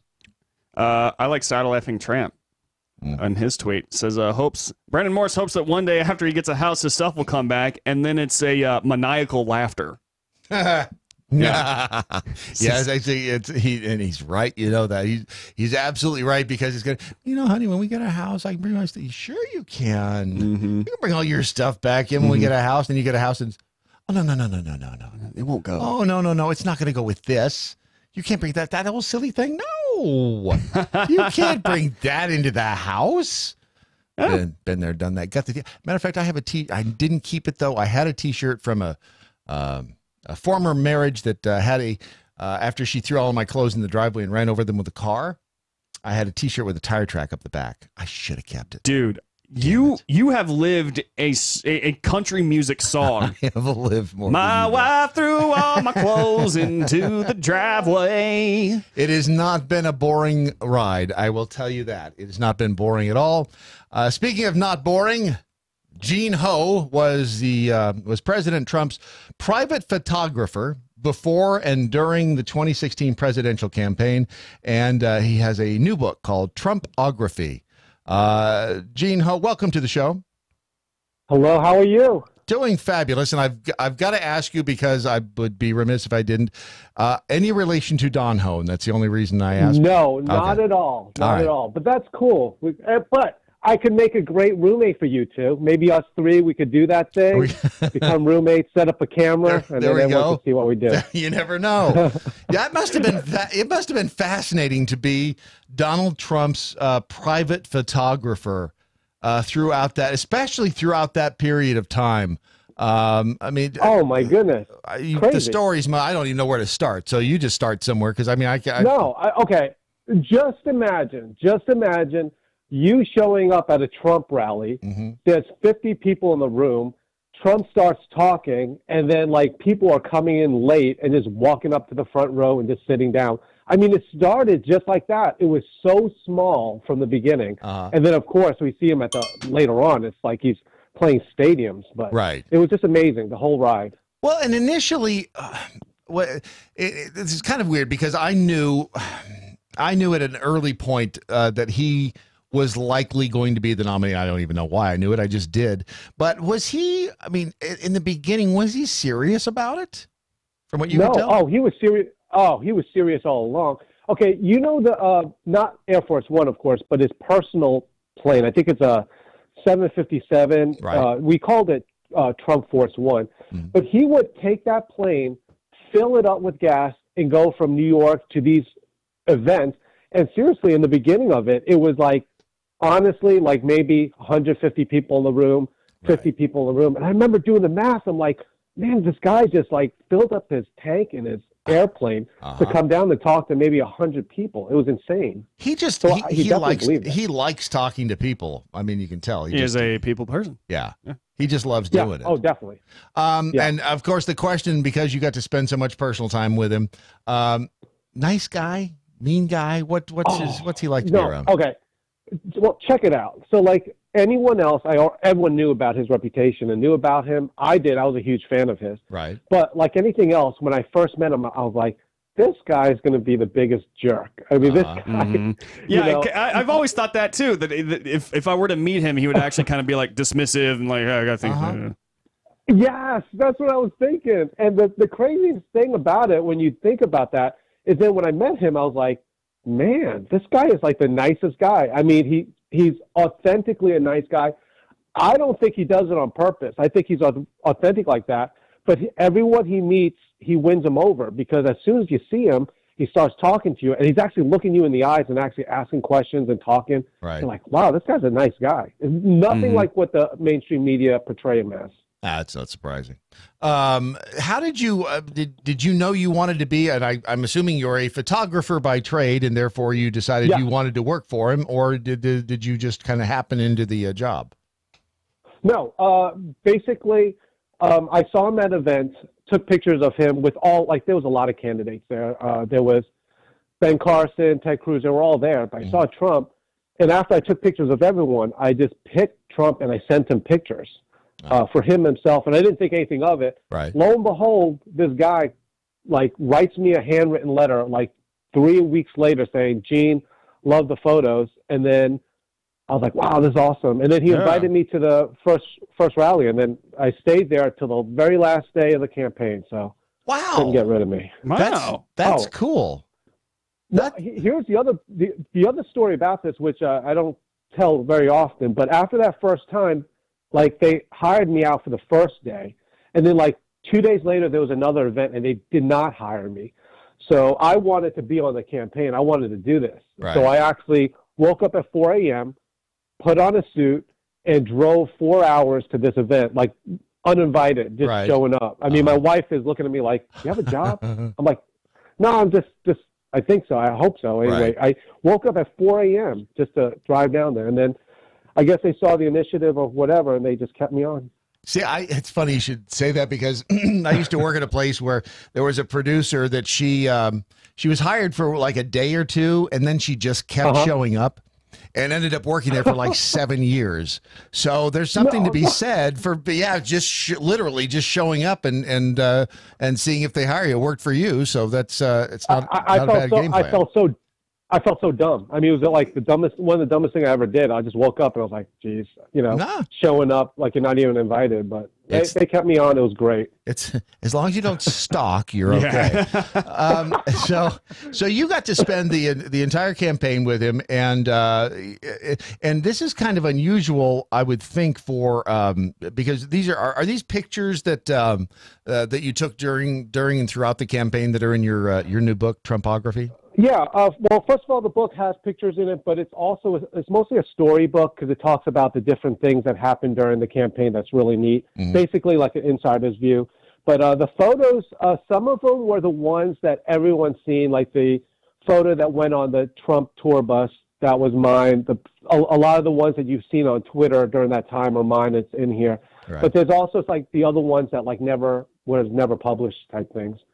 Just and especially the ones that are really neat are the ones when he first started. I mean, imagine being in a Trump rally and it's like he's in a room with empty seats. It's just crazy. Right. Well, and it's kind of unusual, isn't it, for a photographer to be able to have the rights, especially when you've been hired like that, to have the rights to all of these photos and to be able to use them in any way you see fit.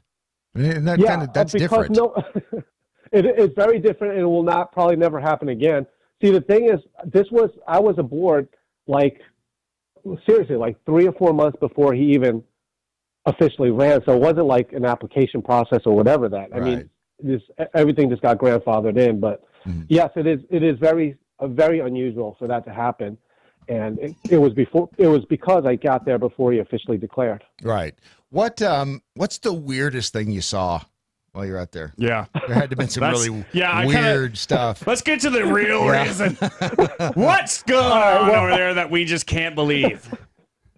All right. Well, at the very least, this is a cool story. It was the time I almost got shot by Secret Service because, everyone, that belongs in everyone's storyline. At the time they always got shot. But I'm a photographer, so I'm backstage, and I do my thing. And this is new because the first half of the campaign, he had private security. So everyone knew me. So no one questions anything. Right. But midway, Secret Service comes in. And Secret Service, just so you know, they rotate out. So it's not the same guys every single time. So no one really knows who's who. Right. So I'm there. I'm walking around backstage and I see Trump. Because I'm getting ready to take his picture. But he has his tie is crooked. Uh-huh. So I go up there. Put my hands on his throat. You done goofed, son? Oops. Oh, my goodness. Secret Service went whoosh. And they're like, stand down. I was like, oh, back off. That probably makes you have to change your underpants at that point. Yeah, seriously. Oh, my goodness. Yeah. I mean, seriously, like I'm some sort of assassin. I've been hanging out with him. And then Trump later on at the end of the day, Trump trolls people on Twitter all the time. Uh-huh. Trump personally trolls me. At the end of the day, he goes, Gene, is my tie straight? I'm like, okay. That's pretty good. Not a lot of people can tell that story. That's great. The name of the book is Trumpography. You can find it at trump-ography.com. Thank you. Is it available anywhere else? Yeah, I mean, it's on Amazon, Barnes & Nobles, all that. But if you go to that site, trump-ography.com, you can find it, and you can see some other stuff and some other pictures. It's pretty neat. Yeah, there's some neat pictures of you with the president there, and I'm assuming that was on the what'd you call it? Not Air Force One, but Trump Force One. Trump Force One. Yeah. That's right. That's such a cool story to be able to. I mean, you were literally a part of history. Yeah. You were part of something that had never been seen in American politics really before. No, and it's like even to this day, because I still take pictures of the presidents every once in a while. I'm on tour with Diamond and Silk now, so I do a lot of stuff with them. But I mean, no one ever. I mean, I knew it. A lot of people there knew it, but no one expected it. No one at all. I'll bet there's some interesting stories with Diamond and Silk too, aren't there? Oh, man, I love Diamond. I know, man. I do too. Hey, Brad, there's an interesting little tidbit about Gene that we know. Yes. Gene likes beer. Oh, do you like? Are you a beer drinker? No. Here's the thing. When I was talking, I like beer. I'm on the beer diet, by the way. So I just turned 50. I look very young on the beer diet. But I drink cheap beer. Like if you give me a Heineken, if you give me a Heineken, I won't drink it. It has to be cheap light beer. Wait, so you're drinking your Pabst Blue Ribbon? No, Keystone, Bubba. Keystone. Just Keystone? No. Gene, I'm afraid we can't be friends. You're not a natty light That's exactly guy? what Matt told him. So you're not gonna have? I'm not gonna be your roommate. I can't believe it. This relationship's not going to work out. I'm sorry. We were getting along so well. I know. Come on. I'm not gonna rip off your beers. That way, you know that someone drinks it, not me. I say I can drink cheap beer. I just can't drink anything that's not like a wheat beer. I mean, hell, even PBR, if it's cold, is good. If it's 100 degrees outside and you have an ice cold PBR, an ice cold beer. I drink an ice cold Keystone. Right. Exactly. Hipsters. Yes. All of you. I mean, as long as it's ice cold, that's the key. No, it has to be. It has to be like cheap and cheap and tawdry. $7.99 a 15-pack. They don't even go by. They don't even go by 12 and 24. You got to buy in that 15. There you go. Are you also on the Twitter and the Facebook and all that, or how can people find you if they're looking for services? On Facebook, it's at Gene Ho Photo, and I think Instagram and Twitter is the same thing. All that good stuff. Photo. Got it. All right. We'll tweet out the link to Trumpography.com and all of that. Thank you. Thanks for being on the program. And that's thank you. Wow. Consider me for a roommate. You got a Gene, deal. thank you for coming back on the station. We appreciate it. Thank you so much. I'll talk to you guys soon. All right. Talk soon. What a cool story to be able to tell the grandkids. Seriously. I spent time on the campaign trail. Really, I mean, and truly, that I almost died. Right. The Secret Service almost took me down. I can imagine that's got to be a little. What happened, Grandpa? Did you try to? Oh no, I tried to straighten Trump's tie. I tried to see to his fashion needs. Yeah, that'll get you killed in America, son. I wonder if the problem with traveling in a situation like that, and you're on the road so much, it's rough. Especially in your digestive system. Mm-hmm. Yeah. It really is, which is why I wonder if Gene had with him a supply of Atrantil. Oh, you know what? It would have helped him a lot if he did have it. I wonder if he had gone to lovemytummy.com prior to the I don't even know that existed back then. It may not have. It may not have. It may have been he may have been before its time.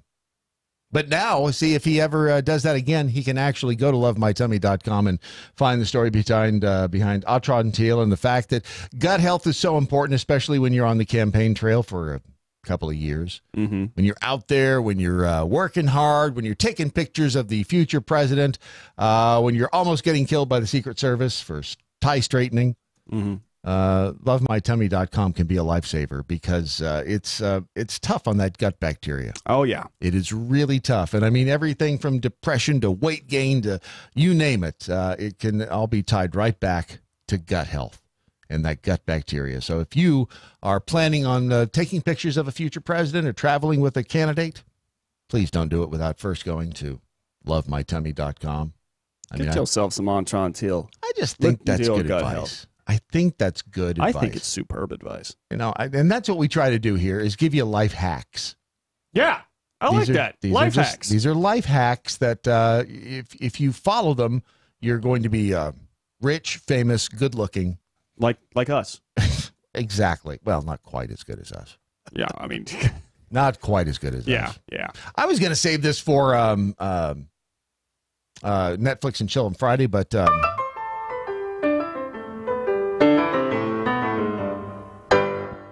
there it goes. Is Facebook going to mute us for this? Probably.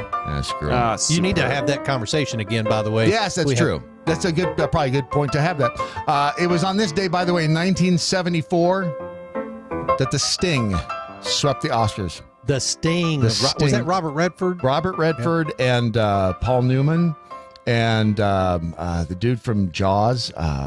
Dreyfus? No. No. Shoot, what's his name? Here's to Swimming with Bow-Legged Women.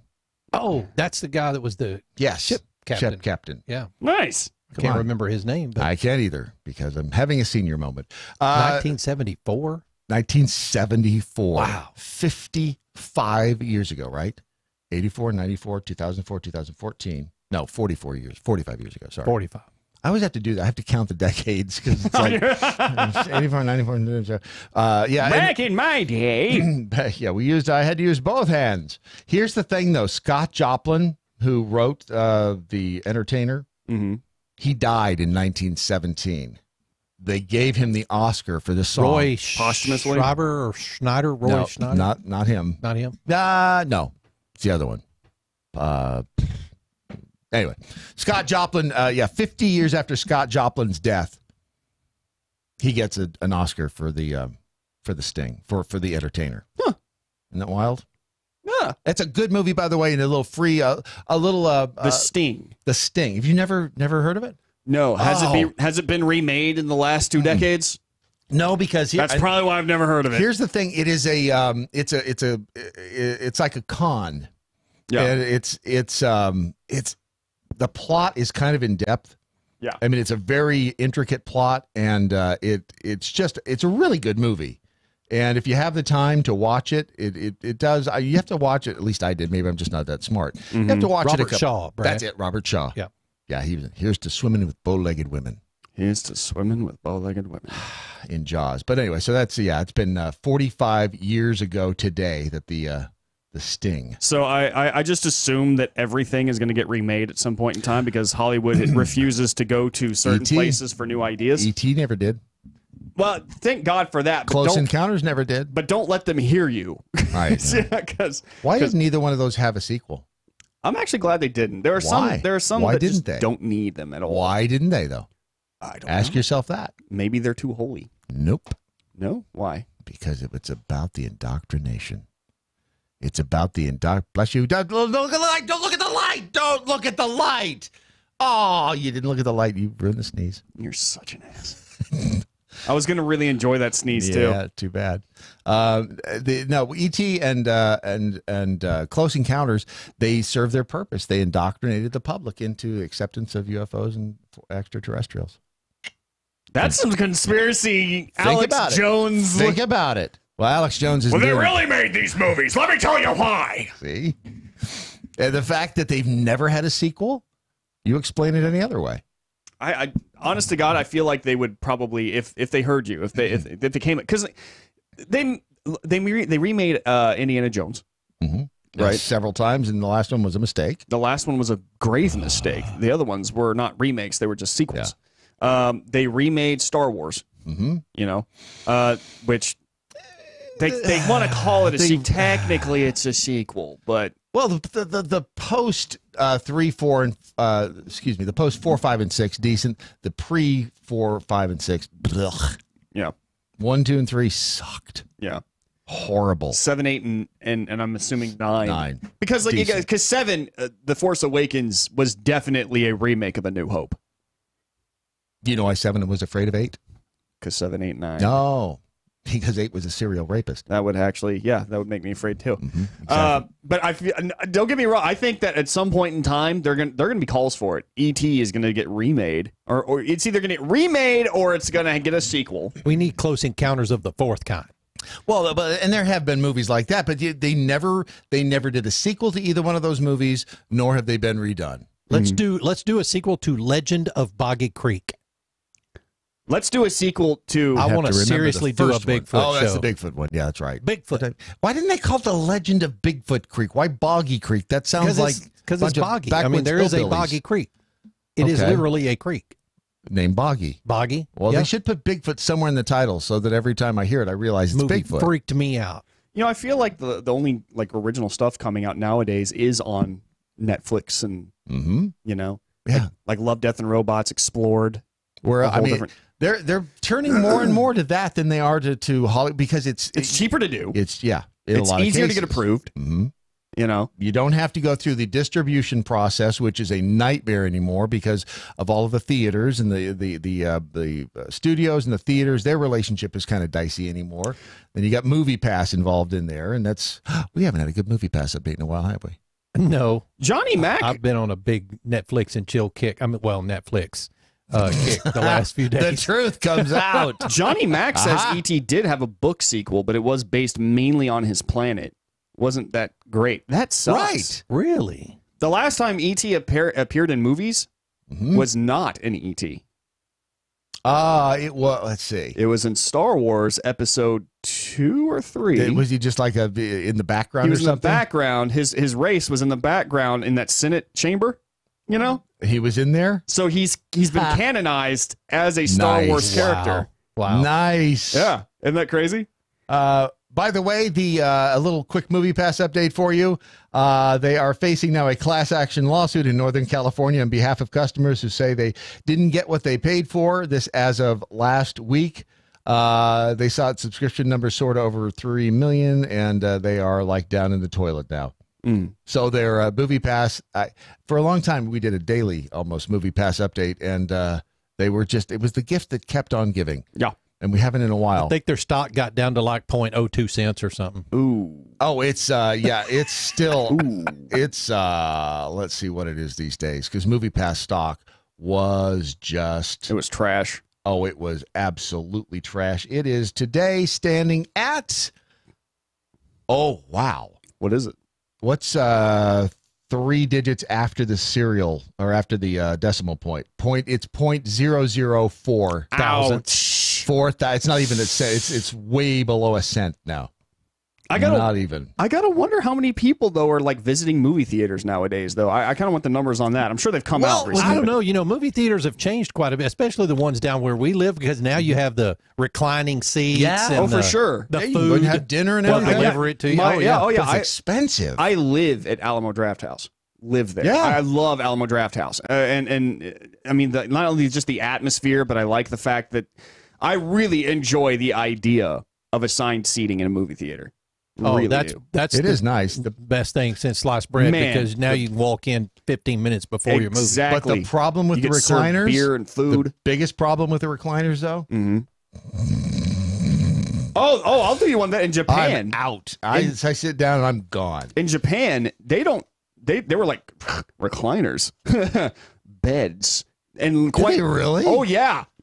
Those They dirty. they have beds that you can just lay in and chill. It's almost like you're at home watching just a huge giant screen, man. I'd be It's asleep. the best. I'd be asleep.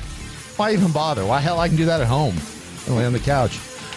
Coming up next, Scott Stump is going to join us. He's the CEO and president of, I'll tell you about that on the other side here. This, of course, is your Daily Mojo. High capacity, fully automatic, large caliber, freedom. MoJo 50. Coming to a city near you. It's a new way for the government to get more of your hard-earned money, of course. They call it congestion pricing, and the government will sell you on it being a way to ease traffic in big cities. So where is this coming to next? The bastion of socialism and progressive politics today, New York. The state passed its latest budget on Sunday, and in that budget was the approval of a new toll for those who choose to drive in certain parts of New York City. Congestion is said to be a major problem for drivers in Manhattan today, but so is an aging and failing public transit situation, so why not kill 2 birds with 1 stone? Just how bad is transit in Manhattan, though? Experts note that the subway system runs on time just 65% of the time today, and traffic in Manhattan averages a whopping 4.7 miles an hour.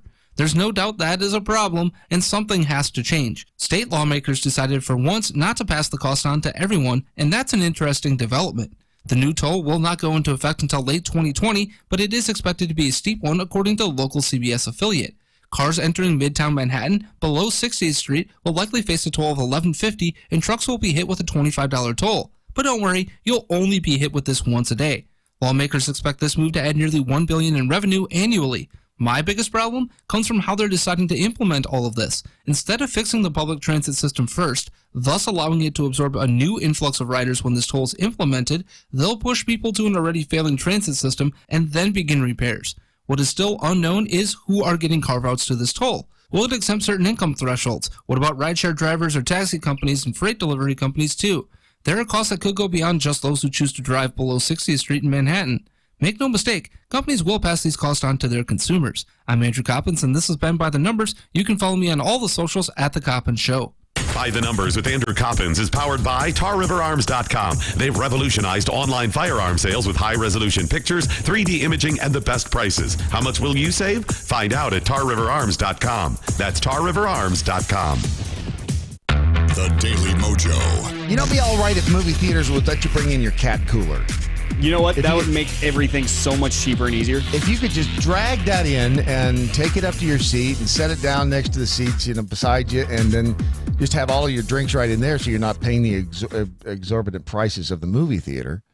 And then there'd be, you could spend a week in the theater and your ice would still be cold. I mean, here, you know how we say, though, if you're going to get a cat cooler, don't get the camo one if you work in the Amazon, for instance, because you'll lose it. Right. If you are going to take it to the movies, don't get the black one. Yeah. Because it'll just disappear against the floor. You know what they should really do, Brad, is get a cat cooler for every situation. Like a movie theater cat cooler? So you get like your movie theater cat cooler, you get your in the forest cat cooler, you get your going to the strip club cat cooler, because it's most of them. They're BYOB. Would the going to the strip club cat cooler be like look like a dollar bill? Because then you'd have all the maybe right there on right you. There, yeah, right there on you. You want to dance? Yeah. You want a private dance? You want one? Can you just ignore my stretch marks and scars for a minute? I support single moms. I'm trying to go through medical school. I'm going to be a doctor. They slowly morph into Bernie Sanders for some reason. I don't know why. Whatever it takes. Whatever turns you on. I'm trying to get through school. Whatever turns you on, you know what? This is a no judgment zone. That's the beauty of it. You're really going to feel the burn. If you go to catcoolers.com and use promo code Brandon, You'll get 10%. Surprisingly, you'll still get 10% off if you use promo code Brandon, as long as they remain a sponsor here. So it's catcoolers.com. Summer's coming. You need yourself a cat cooler, because otherwise, all your beer will be hot. And no one likes hot beer. No one likes hot beer, except the Germans. But some people like hot beer, I suppose. Scott Stump is with us on the phone now. Scott is, let's see, first of all, you served for 4.5 years as an infantryman in the U.S. Marine Corps. You're the CEO and president, and forgive me, the name of the organization is? Yes, sir. It's the National Desert Storm War Memorial Association. That's a mouthful. I was going to say, that's hard to fit on a business card, sir. That's why we use acronyms. Right. It's much easier. Much easier. All right. So tell us what you're trying to get done here. And this is a very worthy, and to be perfectly honest with you, I've only had just a couple of seconds to talk about this. Obviously, we had a little scheduling snafu, so I apologize for that. But you're leading an effort to build a memorial, correct? Yes, sir, that's correct. It was initiated, I'm in my 9th year, believe it or not, and it just kind of dawned on me that many people in this country fell into one of three categories when it came to Operation Desert Shield and Storm. Right. Either they were not old enough to remember it, or they didn't remember it at all. Number two, they thought, oh, that was that video game war where nobody died. Right. Or the third group would be those that conflated it and combined it kind of with the post 9/11 military actions, all of which are, not accurate. And I just felt that this was way too important. We had 700,000 Americans deployed that were ready and willing to give their lives if asked to, and we needed to remember these folks and what happened back then. Oh, absolutely. And you're so right about the video game war. That's such a great way to describe it. I remember I was there. 91. It was 91 when the first images came out from the tanks and the trucks crossing the desert, heading into Baghdad, and it just was it was like nothing we'd ever seen before. It was the strangest thing to watch this on television, a war unfolding in real time, and I'm sure it did have a strange effect on a lot of people seeing it, because it almost looked more like a reality show than a war. Yeah, you're absolutely right. Of course, my vantage point was a tad bit different than yours. Yes, I can imagine. You're dealing with a few more bullets in the sand. Yeah, and by the way, thank you for your service, sir. But the fact that it really was perceived by a lot of people as something other than a war, because it was on television. I think it sanitized it to a certain degree, and I think it made it look, like you said, surreal to a certain extent. And if you couple that with what the expectation was before, the whole operation or war kicked off, it was this. Well, you know what? Our better days are behind us. We're no match for these people. It's the fourth largest army in the world. They just got done with an 8-year war with Iran. We're just a bunch of volunteers. We had never gone to war with all volunteers. So there's a lot of skepticism in terms of the capabilities of the American men and women who deployed, and what the outcome was such a vast difference. I think it was mind-boggling to a certain extent for a lot of people. Oh, absolutely. And again, our reaction to different wars over the decades has been obviously drastically different. You've got the heroism of World War II and the romanticism of that war. The Korean War is almost like the forgotten war in there. You've got Vietnam, which, we all know how our vets were treated when they returned from that war, and thankfully that's turned around.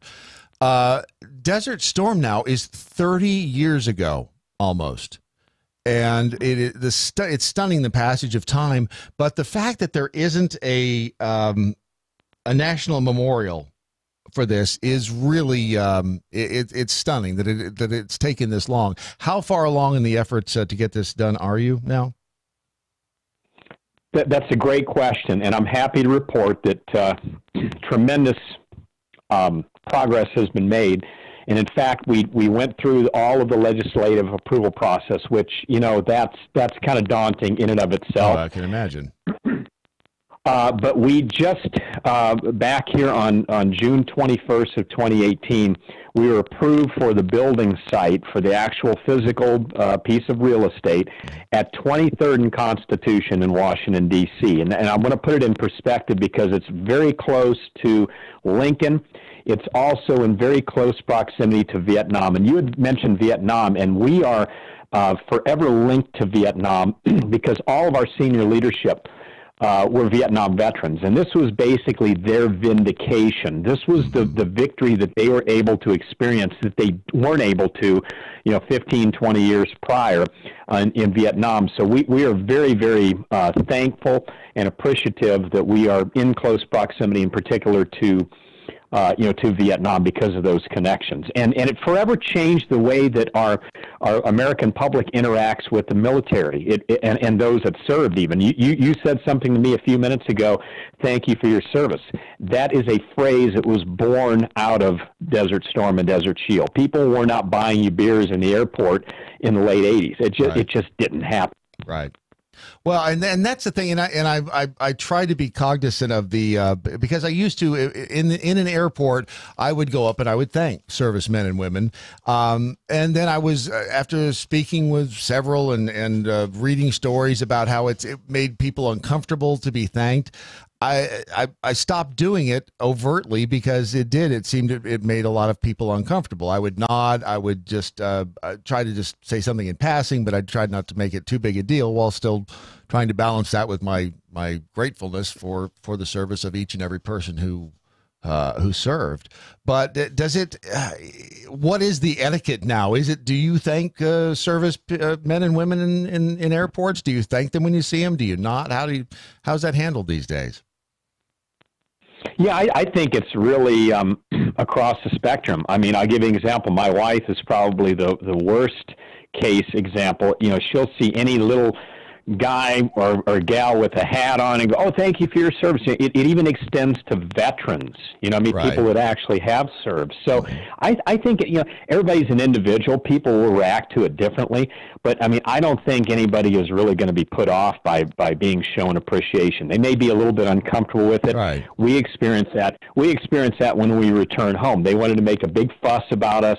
They threw all these parades. Right. And we pitched such a fit about it. We didn't want to have it, and our CO said, look, you're doing this parade, it's for the people, it's not for you. And I didn't know what he meant until the end of his remarks up on his reviewing stand at this little parade that we had. And he said, and I want to thank all the Vietnam veterans who never got one of these.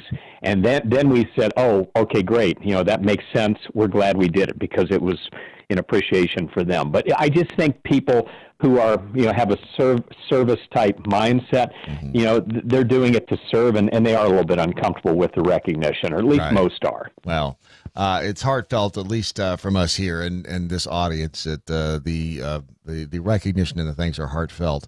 With the memorial and the progression of its construction, et cetera, how can people get involved in that? How can people help? What do you need people to do? Sure. We're at the phase now where we've got two things going on. We're working on the design, and we are fundraising. And fundraising is where people can help tremendously. This is 100% privately funded. There are no government monies being taken for the construction of this memorial. And they can get onto our website at nationaldesertstormwarmemorial.org or ndswm.org, and we would be honored to have them participate. From a financial standpoint, our goal is to have this completed by Veterans Day of 2021. That would mark the official 30th anniversary year of this. And thanks for reminding me of that, by the way, because now I feel really, really old. I know. It's stunning to me when I think about that watching, and I remember where I was. I was in Nashville. It was right there on the corner. It was the, now, of course, I can't remember the name of the bar. It was a bar and restaurant. It was the middle of the day, and I walked in and sitting there eating lunch and watching it on television. It was just the most surreal thing, and that's been damn near 30 years ago, which is astonishing to me. It's just kind of reminds me of that quote. Which one? It's well that war is so terrible, lest we enjoy it. Because people tune in for that kind of stuff. Yes, yeah, they really like to watch it. Good for ratings. Yeah, good for ratings. So yeah, it's been almost 30 years. So yeah, congratulations, you've made it this far. Well, I really appreciate that. And every time you say 30 years, my knees start feeling it. Exactly. And you mentioned, Brad, Nashville 30 years ago. That was back in the good old days when you could go down to downtown Nashville in the evening, and you could shoot a cannon through there. There'd be nobody there. Yeah. I remember those days. Oh yeah. Nashville was a different town back then. The Nashville network still existed, and it was a big little town is what it was. And now, not so much. Not so much. Scott Stump, again, thank you. The CEO and president of a lot of words there, but let's just say it's the N, and I wrote it down because we're going to tweet out a link, ndswm.org. That's the National Desert Storm War Memorial.org, correct?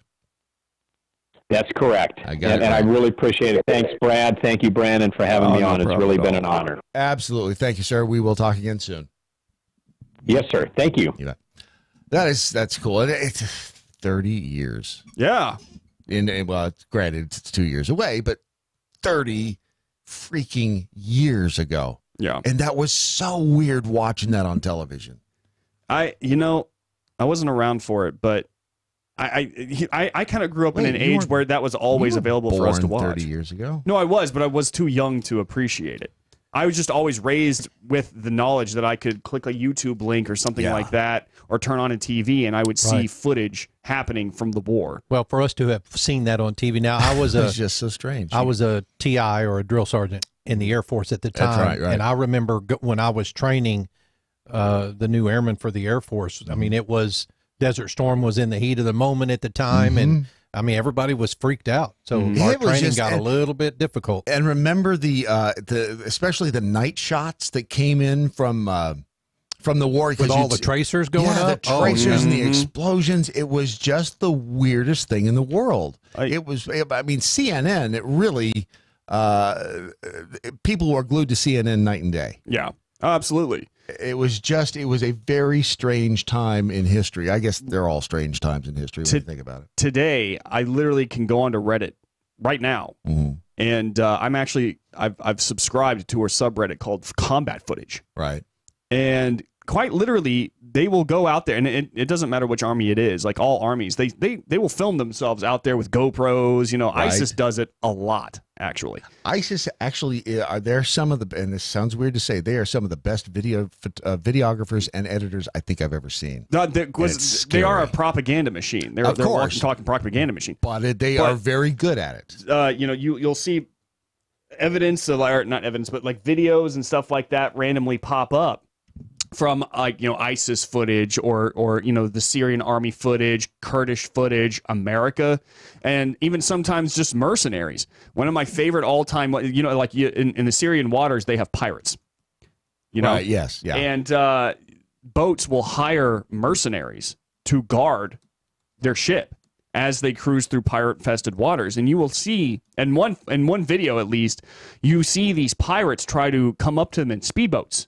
Right. And they just unleash hell on these guys. And there's a GoPro like attached to the end of the gun, and you can see them killing the other guy, and it's crazy.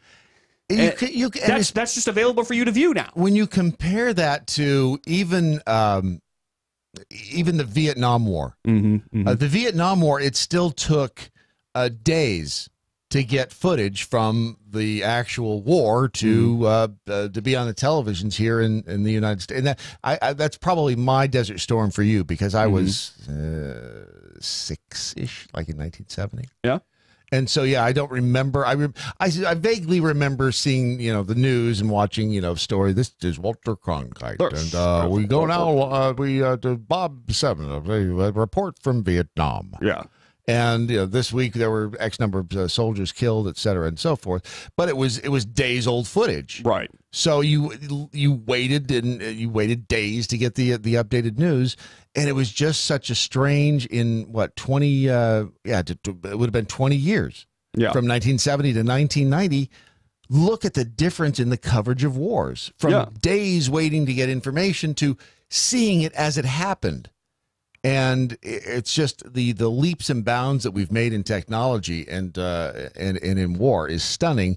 But the bottom line is this: that these guys, there does need to be, and it's good that it's being built a memorial to these guys for sure, men for and sure. women. I feel like if you go overseas. Or I don't care even if you didn't go overseas. If you have served our country, you deserve something. Yes, you certainly don't deserve to be treated the way the VA treats you. Damn it. Good Lord! I feel like I write at least one article a month about the horrors of the VA system, but that is one of the things that really just kind of gets my gut here. Is why if somebody signs up, quite literally signs up, to go and fight and possibly die on your behalf, how are you not literally like throwing these people parades every day? Like, I'm not saying that we need to go overboard in our worship of them at all, but but how are they not? Some of the things that are happening to them right now. How are they not paid for the rest of their lives when Congress people are?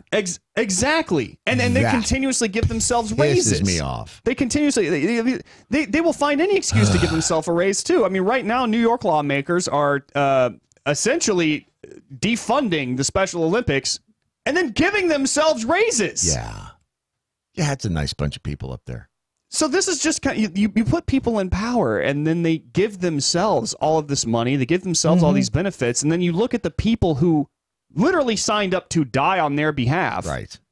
Nice. And they're spit on. Yeah. Speaking of angry Brandon, what's going on over at Red State? Ah! You're welcome. Happening at Red State right now. Actually, kind of, it was interesting. It was interesting. You've got lots of stuff happening from coverage of Joe Biden's creepiness, which I'm only interested in what you're doing. Oh, you're only interested interested in what's happening with you at Red State. Oh. You are my idol.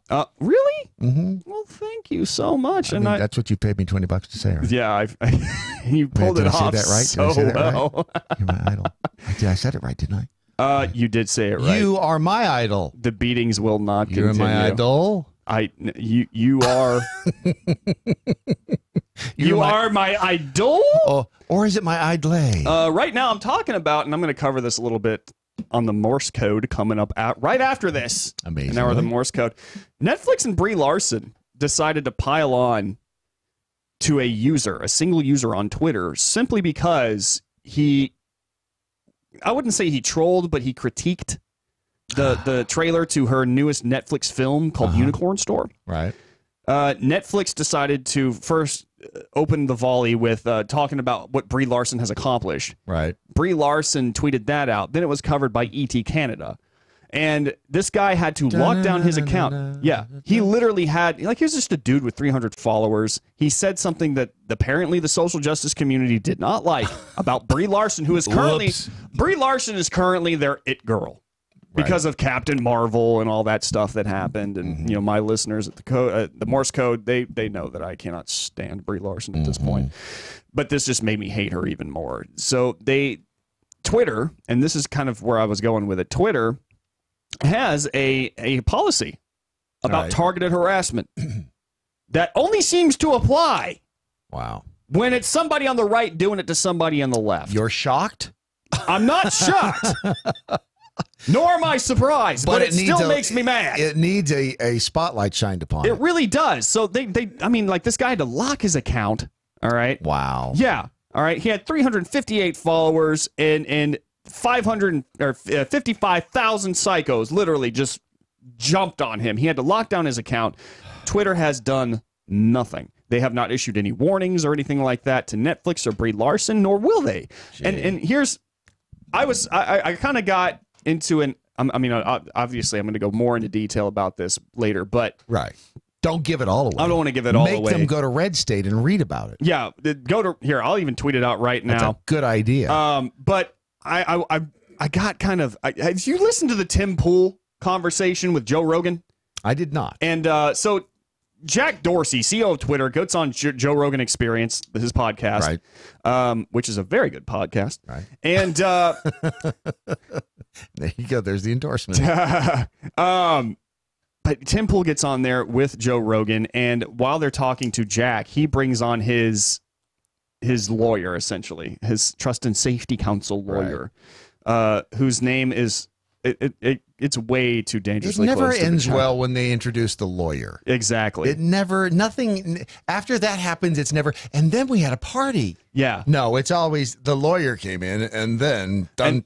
But what they ended up doing was basically kicking the can down the road of, because Tim Pool continuously pointing out, here's another example of you guys being one-sided. Here's another example of you guys being biased.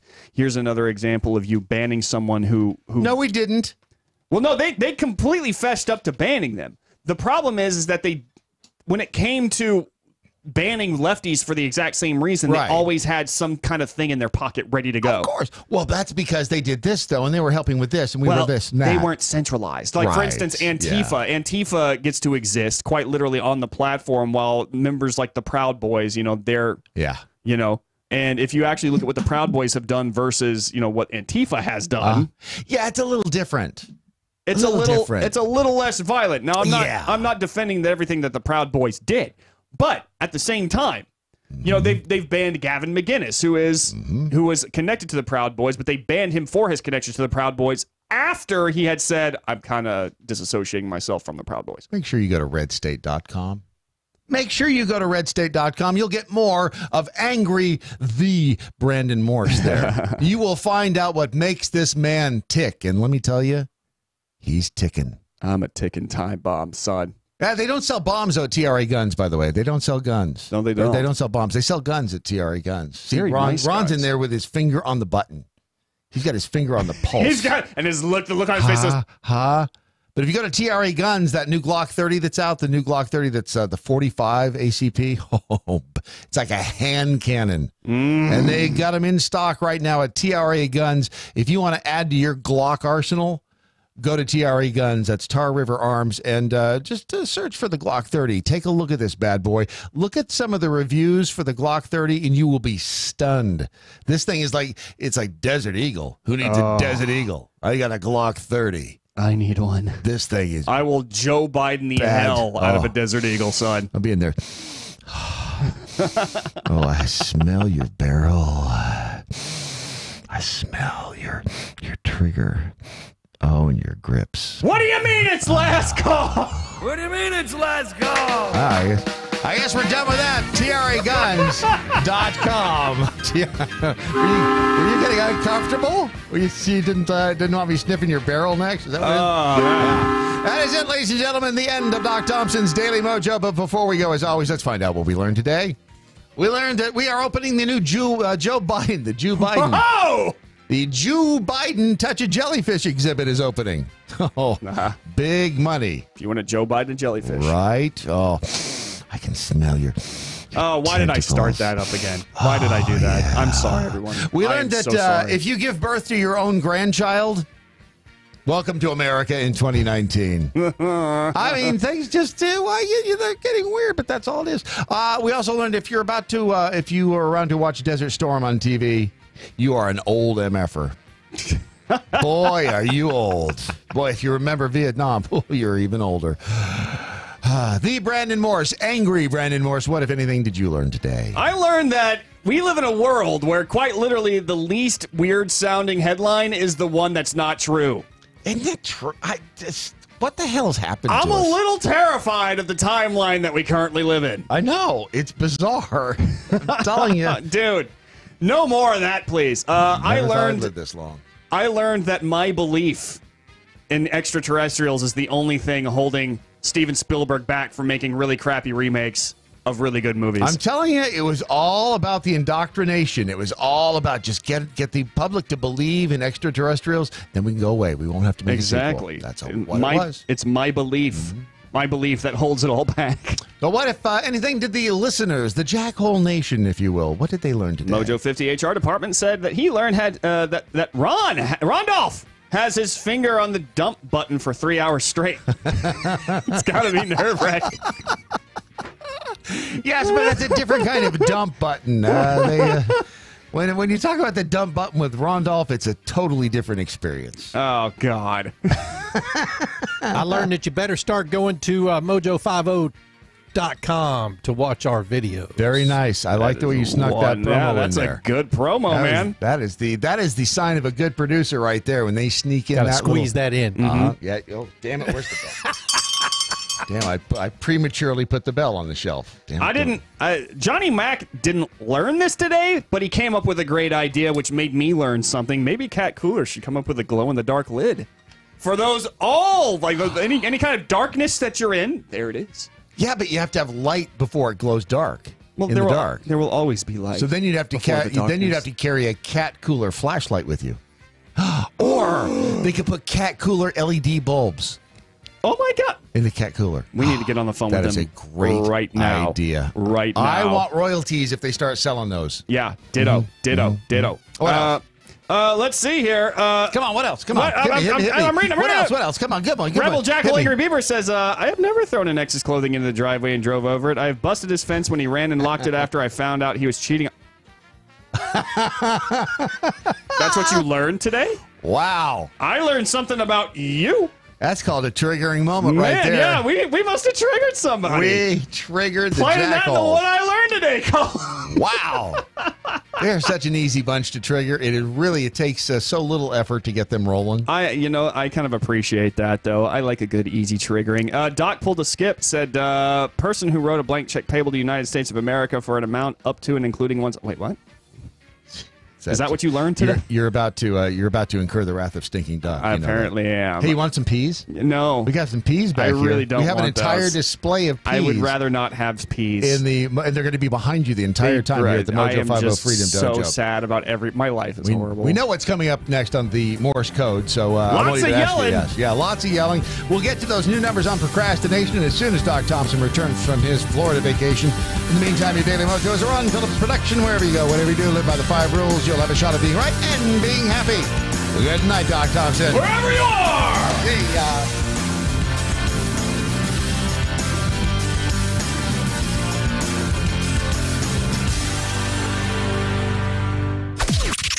This is the seditious